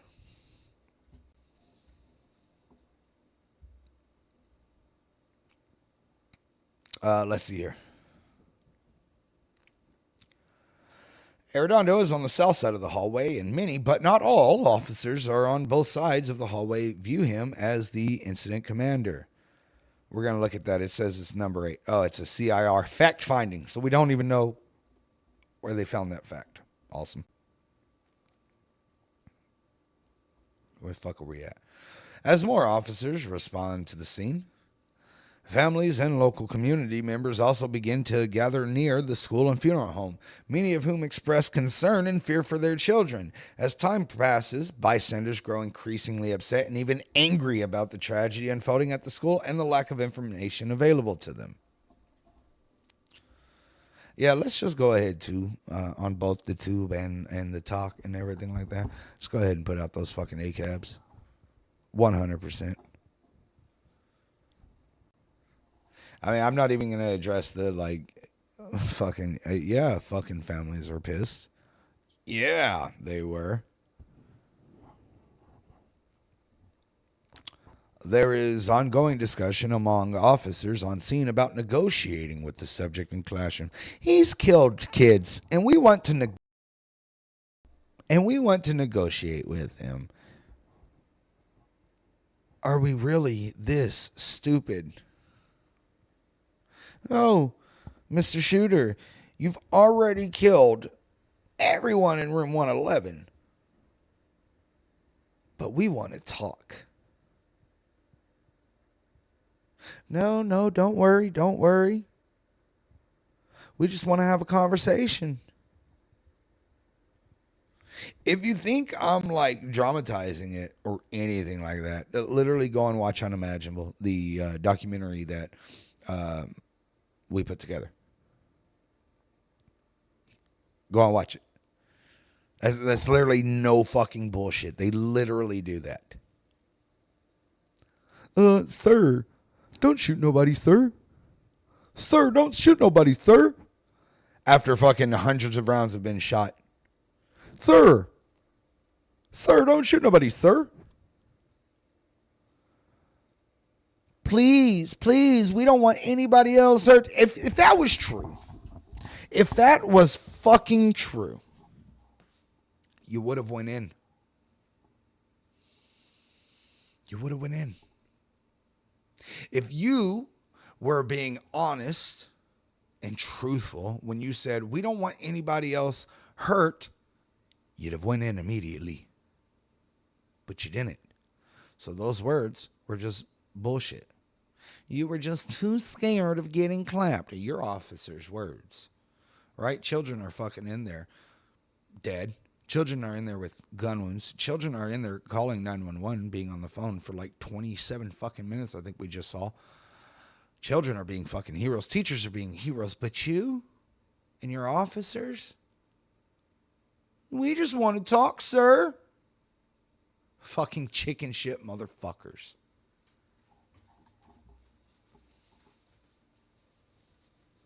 Goddamn, sorry. That shit just pisses me the fuck off. It pisses me the fuck off. Sorry. I know we're here to, listen, I talk all the time. I know that we're here to read this and everything, but holy shit. Like, there will be many a times where this shit pisses me off and I monologue. I'm not even going to lie. But it helps me, so we're going to do that.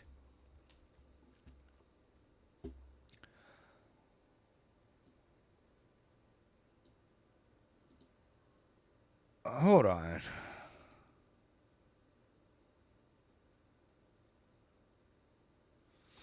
Okay. There's ongoing discussion among officers on scene about negotiating with the subject in classrooms 111 and 112. This discussion is often marked by confusion, including the incorrect information that Arredondo is in the room with the suspect. This is broadcast over the radio and conveyed in person among officers on scene. Although the misinformation is corrected by some officers, it persists and continues to spread inside and outside the hallway. This information is first started at 11:50 and repeated over the radio. Puff, can you check that? I don't think it was at 11:50 when because Coronado was the first one that said that he was barricaded in that.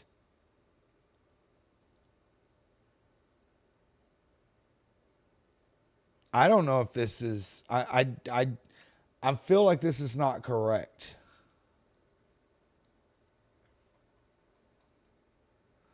I feel like this is not correct. Actually, you know what? I could be wrong here, but I think we can just put it on screen. Hold on. What time did it say? 11:50? Hold on. I'm going to lose my screen for a second. Let's get another.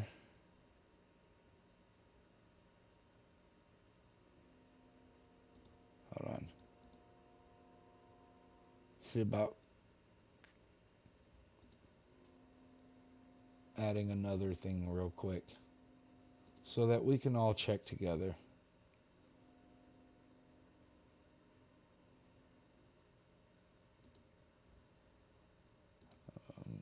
Give me a second.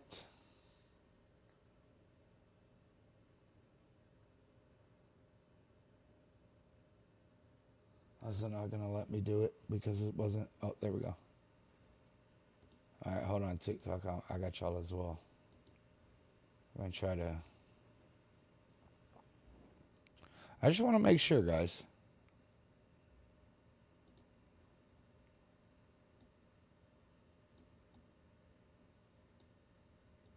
I just want to make sure.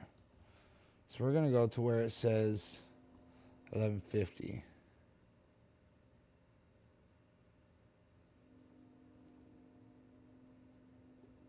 It was before 1150. Because it would be on Coronado's, right? About right here. Hold on.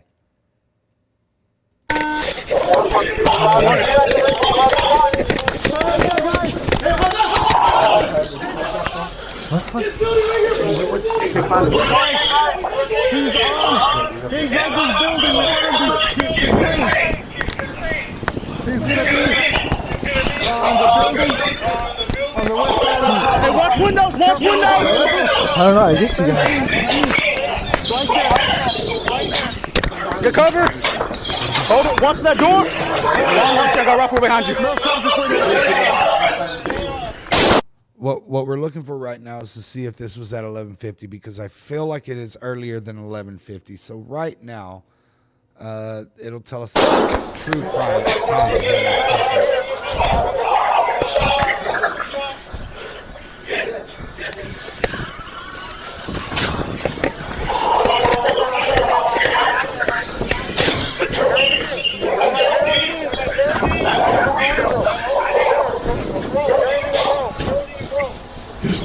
Where is he? Is he here?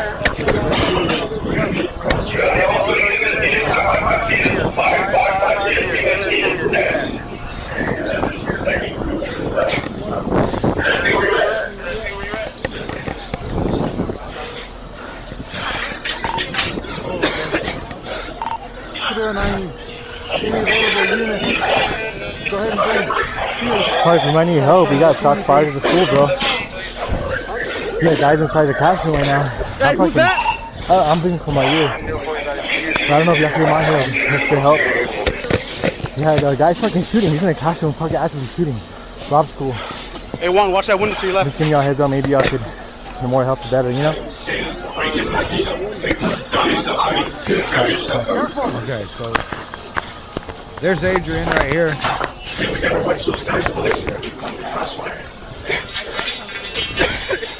Do we know who the guy is? Yes, as well, so we're aware. Get a feel above the area. Look at Adrian. If they have any ballistic fields, make location. Bro, what the fuck's going on here?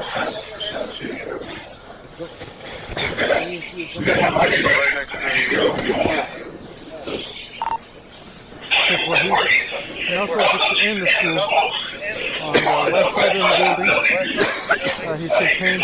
We got multiple officers inside the building at the time. We believe he's barricaded, and one of the officers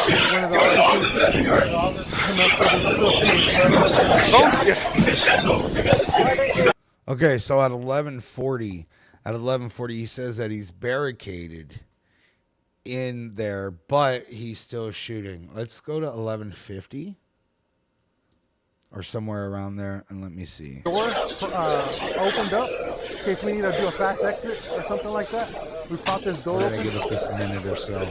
Just want to verify that this report is correct.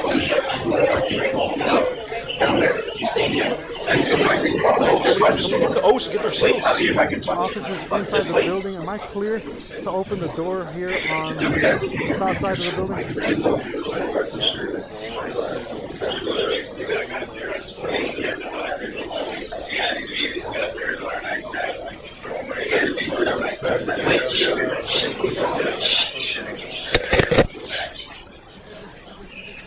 All right, so it's almost 1150.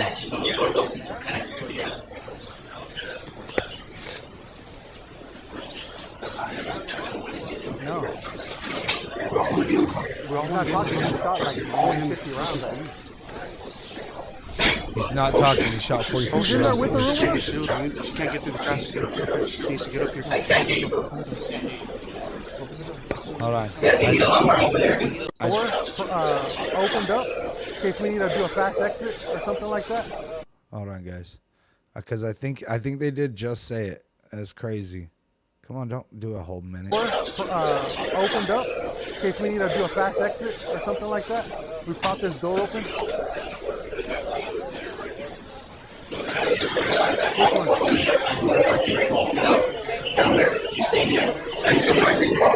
Somebody get to Ocean, get their shields. Officers inside the building. Am I clear to open the door here on the south side of the building?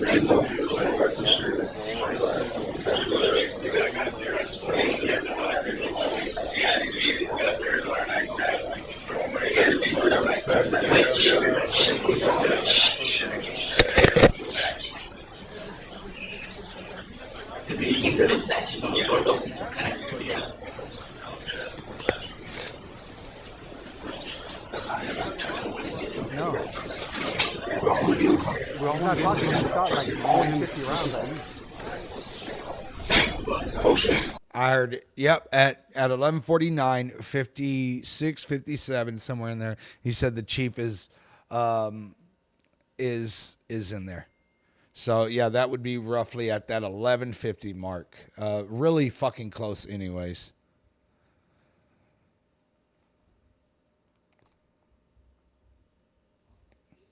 So all right, we just wanted to look that up, and we'll pull that back up if we as we need to. Yeah, Coronado said he was barricaded. Somebody off cam, I heard, at around that 11:50 mark, did say that Chief was in there, which when they said that, they were talking about Arredondo. And then it was continuously said afterwards as well. All right. Like I said, we're just verifying shit here, people. This misinformation first started at 11:50 a.m. and repeated over the radio. At 12:10, 20 minutes later, this misinformation is still being shared when a DPS trooper on scene misinforms Texas DPS dispatch, attempts to begin a dialogue with the shooter by phone and from outside of the room in the hallways are unsuccessful in both English and Spanish. So y'all heard me earlier when I was like, they were like, sir, can you stop? Sir, can you stop? What'd they say? 12:10 is what they said? Is that what they said? Let's see. 12:10. Well, that's 12:11.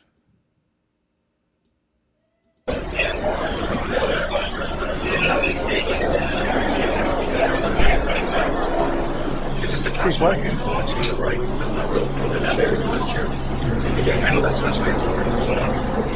Oh yeah, for sure. Chief, there's no way to get in that classroom. I can bust the window. I don't know if it's. What? Cover me.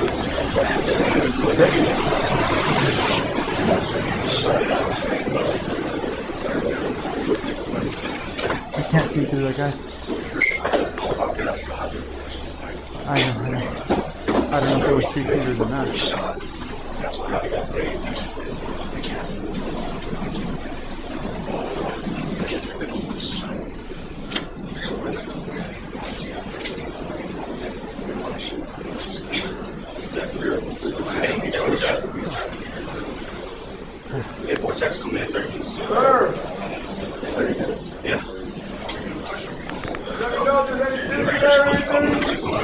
Sir!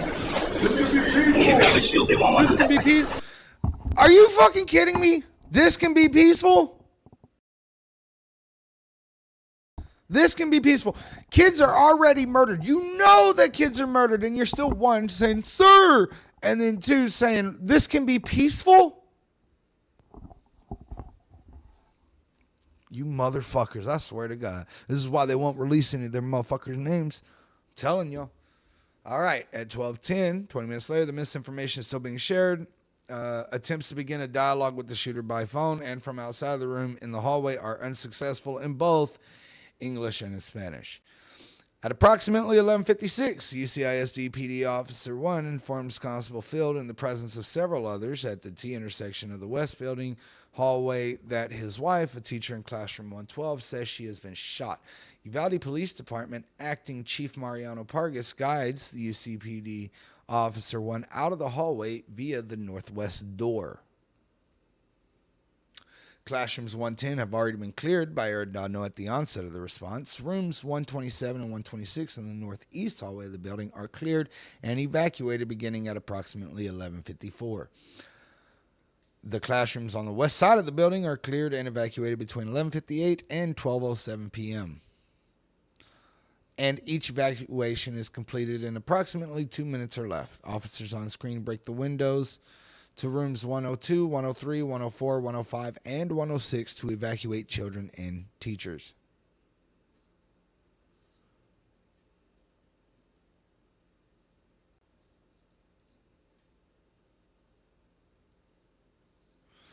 Students and a teacher in room 108 are evacuated directly out into the hallway and south doorway. One teacher is evacuated from room 116 directly through the hallway and out of the west entry door. Room 129 is also found to have one teacher inside it who is evacuated out of the east entry door. One child is found inside the boys' restrooms and evacuated out of the east entry door. One adult is evacuated from room 132. One adult is evacuated from the library sometime around 12 p.m. However, this exact time is unknown. Evacuated children and staff run to the funeral home, where families also begin to converge. Other rooms in the West Building are cleared and found to be vacant. Some doors are locked, some are not. As children and teachers are evacuated from classrooms, there is growing realization that in addition to the teacher inside classrooms 111 and 112 with the subject, there are likely children present in the classrooms. Chief Arredondo, in attempts to negotiate with the subject, states these are innocent children. A Texas sergeant comments to another DPS agent on scene that the subject shot kids while assisting with evacuations. UPD Sergeant 1 comments that there has to be kids everywhere. So this whole shit about them, like, we didn't know that there was class, is fucking bullshit. By approximately 12:09 p.m., all classrooms in the hallways had been evacuated and or cleared except rooms 111 and 112. Hold on, guys. Because didn't they say that the only reason that they waited was so that they could clear out the classrooms?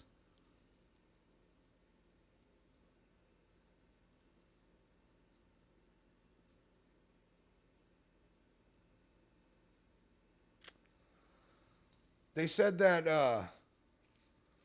they didn't know there were kids there, right? And we know that they knew that. But they said that they were waiting to fucking to go after the shooter until all the other classrooms were done. But that was at 12:09. Is that 77 minutes after 11:33?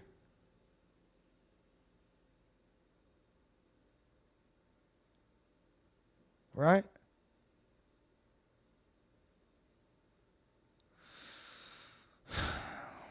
The lies, the lies, the lies. At the south end of the hallway, the focus on evacuating room 109 sets off a search for master keys. Oh, so wait, we didn't look for keys until after 12:09? So it's been 30 minutes? It's been 30 minutes and now they're like, oh, let's have keys. Huh.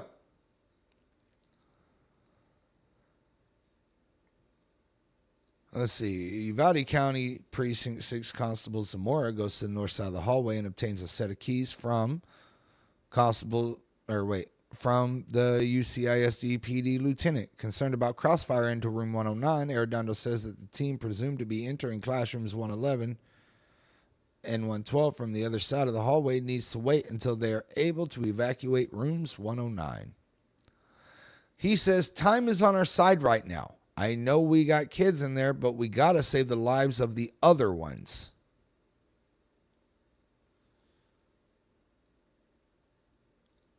That is a direct quote. That's no bullshit.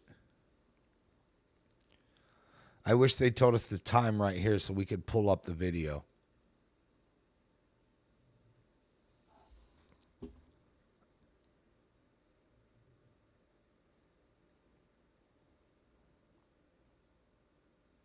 Let me see. Oh, it's not in that video. That was in the other footage that they wouldn't release out.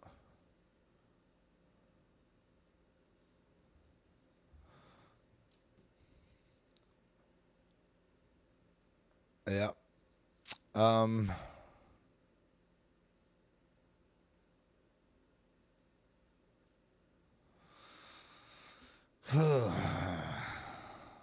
right. At approximately 12:10, a child calls 911 from inside classroom 112 stating that they are in a room full of victims. The call lasts approximately 16 minutes through the shots that are fired at 12:21. I want y'all to think about that. Dispatch broadcasts over the radio information about the call at approximately 12:12 p.m. And this information is received and disseminated through both sides of the hallway.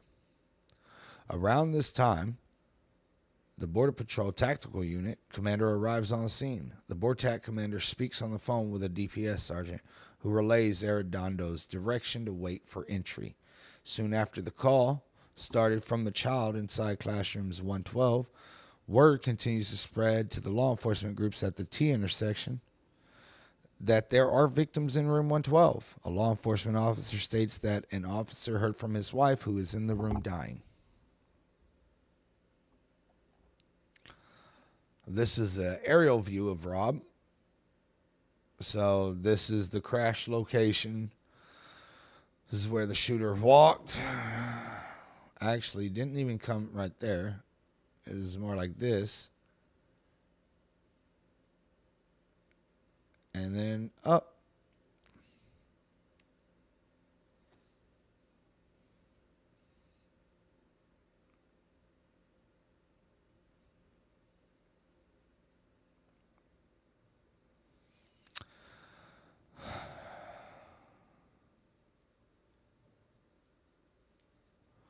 At 12:21, while Constable Zamora is retrying.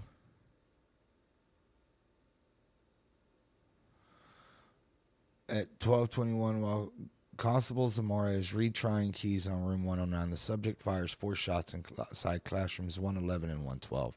Officers on both sides of the hallway quickly take cover.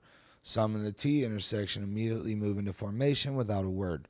A UValde County deputy and a CBP agent advance down the hallway towards the shots fired, followed by the CBP BORTAC commander, another CBP agent, a Texas DPS special agent, and others trailing behind them. The other law enforcement personnel remain at the T intersection without advancing. At this point, there is an understanding on both sides of the hallway that an entry team has been formed, and they are about to make entry into rooms 111 and 112. Except they don't.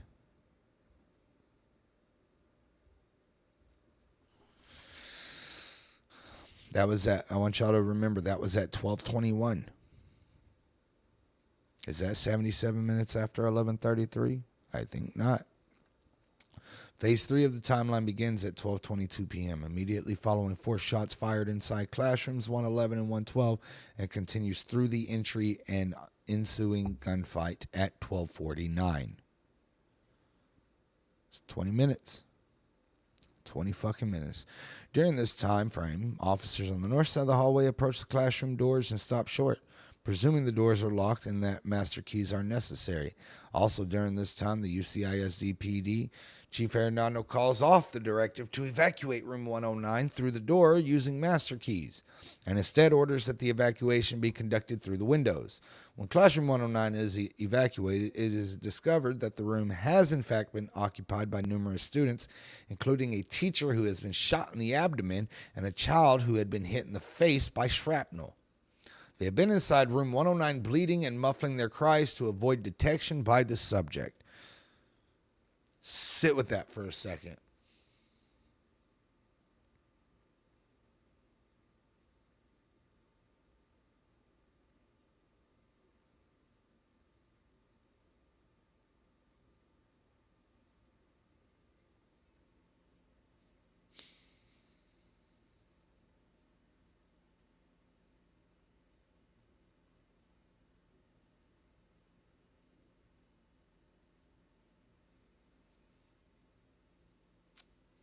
I'm going to go ahead and read it again. When Classroom 109 is evacuated, it is discovered that the room has in fact been occupied by numerous students, including a teacher who had been shot in the abdomen and a child who had been hit in the face with shrapnel. They have been inside room 109, bleeding and muffling their cries to avoid detection by the suspect.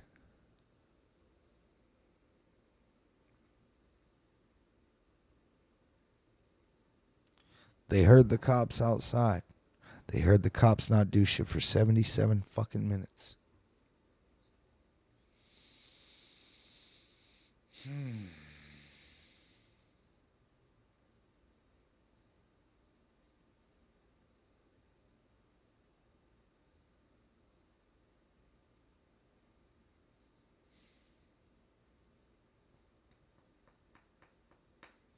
Goddamn part of me that wants to just stop right there for the night.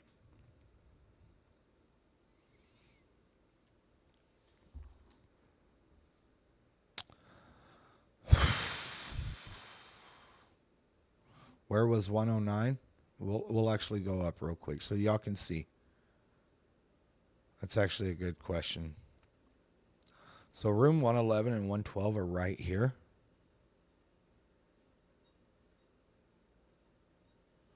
This is room 109. So, and I'm pretty sure, and I'll have to go back and double check this, but I'm pretty sure. Never mind. I was gonna say something, but I can't be positive on it. Anyways, this teacher was shot. We don't know if it came through room 111, through room 110, or 109 into 109. We don't know, but it would have had to travel there, or if they were shot from when he was walking in. So this teacher and student could have been the first ones hit when they were walking this way, shooting through.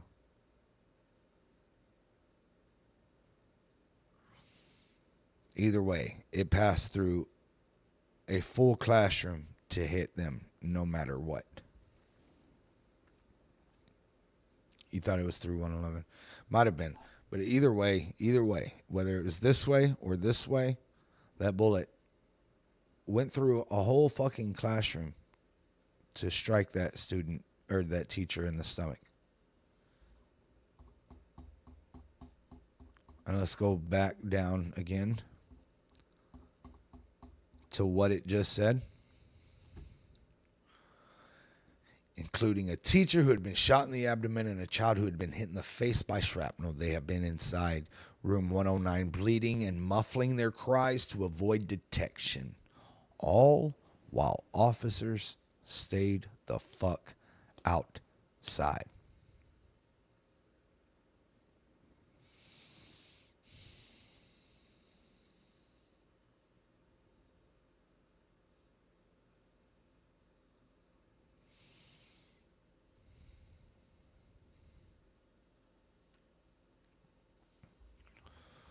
Let me see.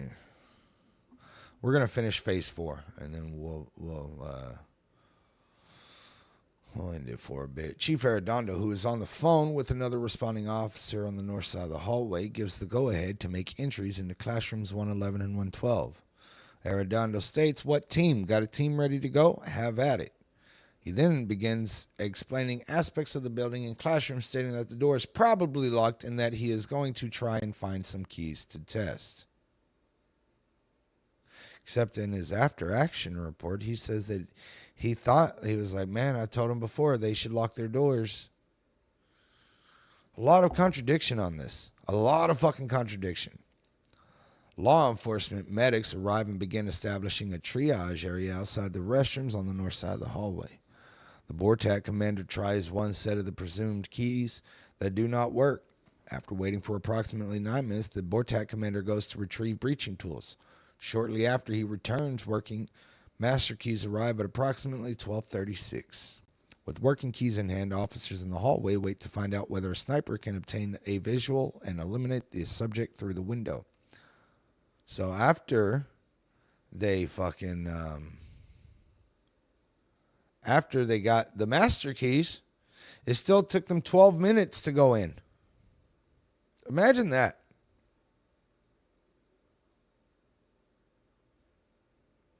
So it wasn't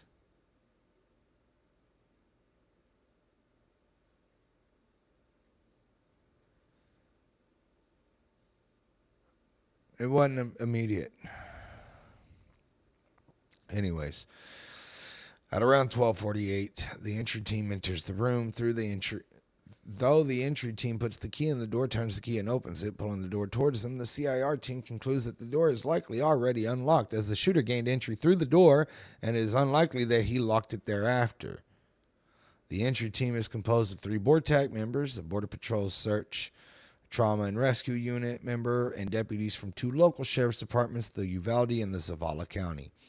There is 1 shield in the stack, which has been provided by the U.S. Marshals and is rifle rated. As the entry team prepares to move in, the door begins to swing closed. Fuck. 1 team member attempts to move a chair against the door to prop it open, but the door is too heavy, and eventually another member of the entry team simply holds it open as the team makes entry. After a brief pause in action, gunfire erupts from inside the classrooms. The subject is killed by the entry team at approximately 12:49:58. BORTAC receives a graze to their head and their leg. You know what's wild?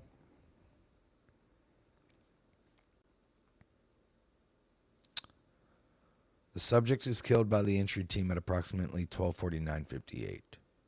So we know when the shooter lost his life.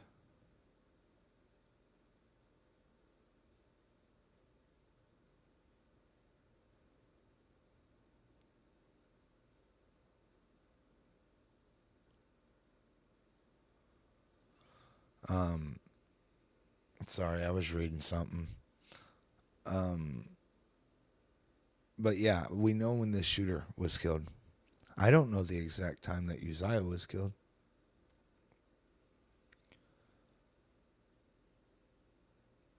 We have no idea. We are told that he was more than likely killed on impact when the bullet collided with his spine, but we don't know what time that was. Was it the initial barrage? Was it any of the shots afterwards where the cops were on the outside? We don't know. And we'll never know because of this inaction. Because of this inaction, we will never know what time Uzi was killed. I know it was between 11:33 to 12:48. I know that. I know a 77-minute range in which he was killed.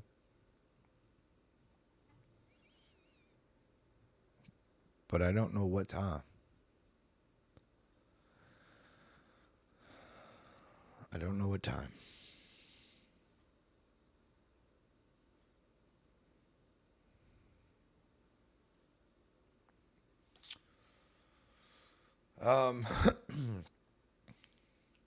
I think we're going to conclude the reading for today.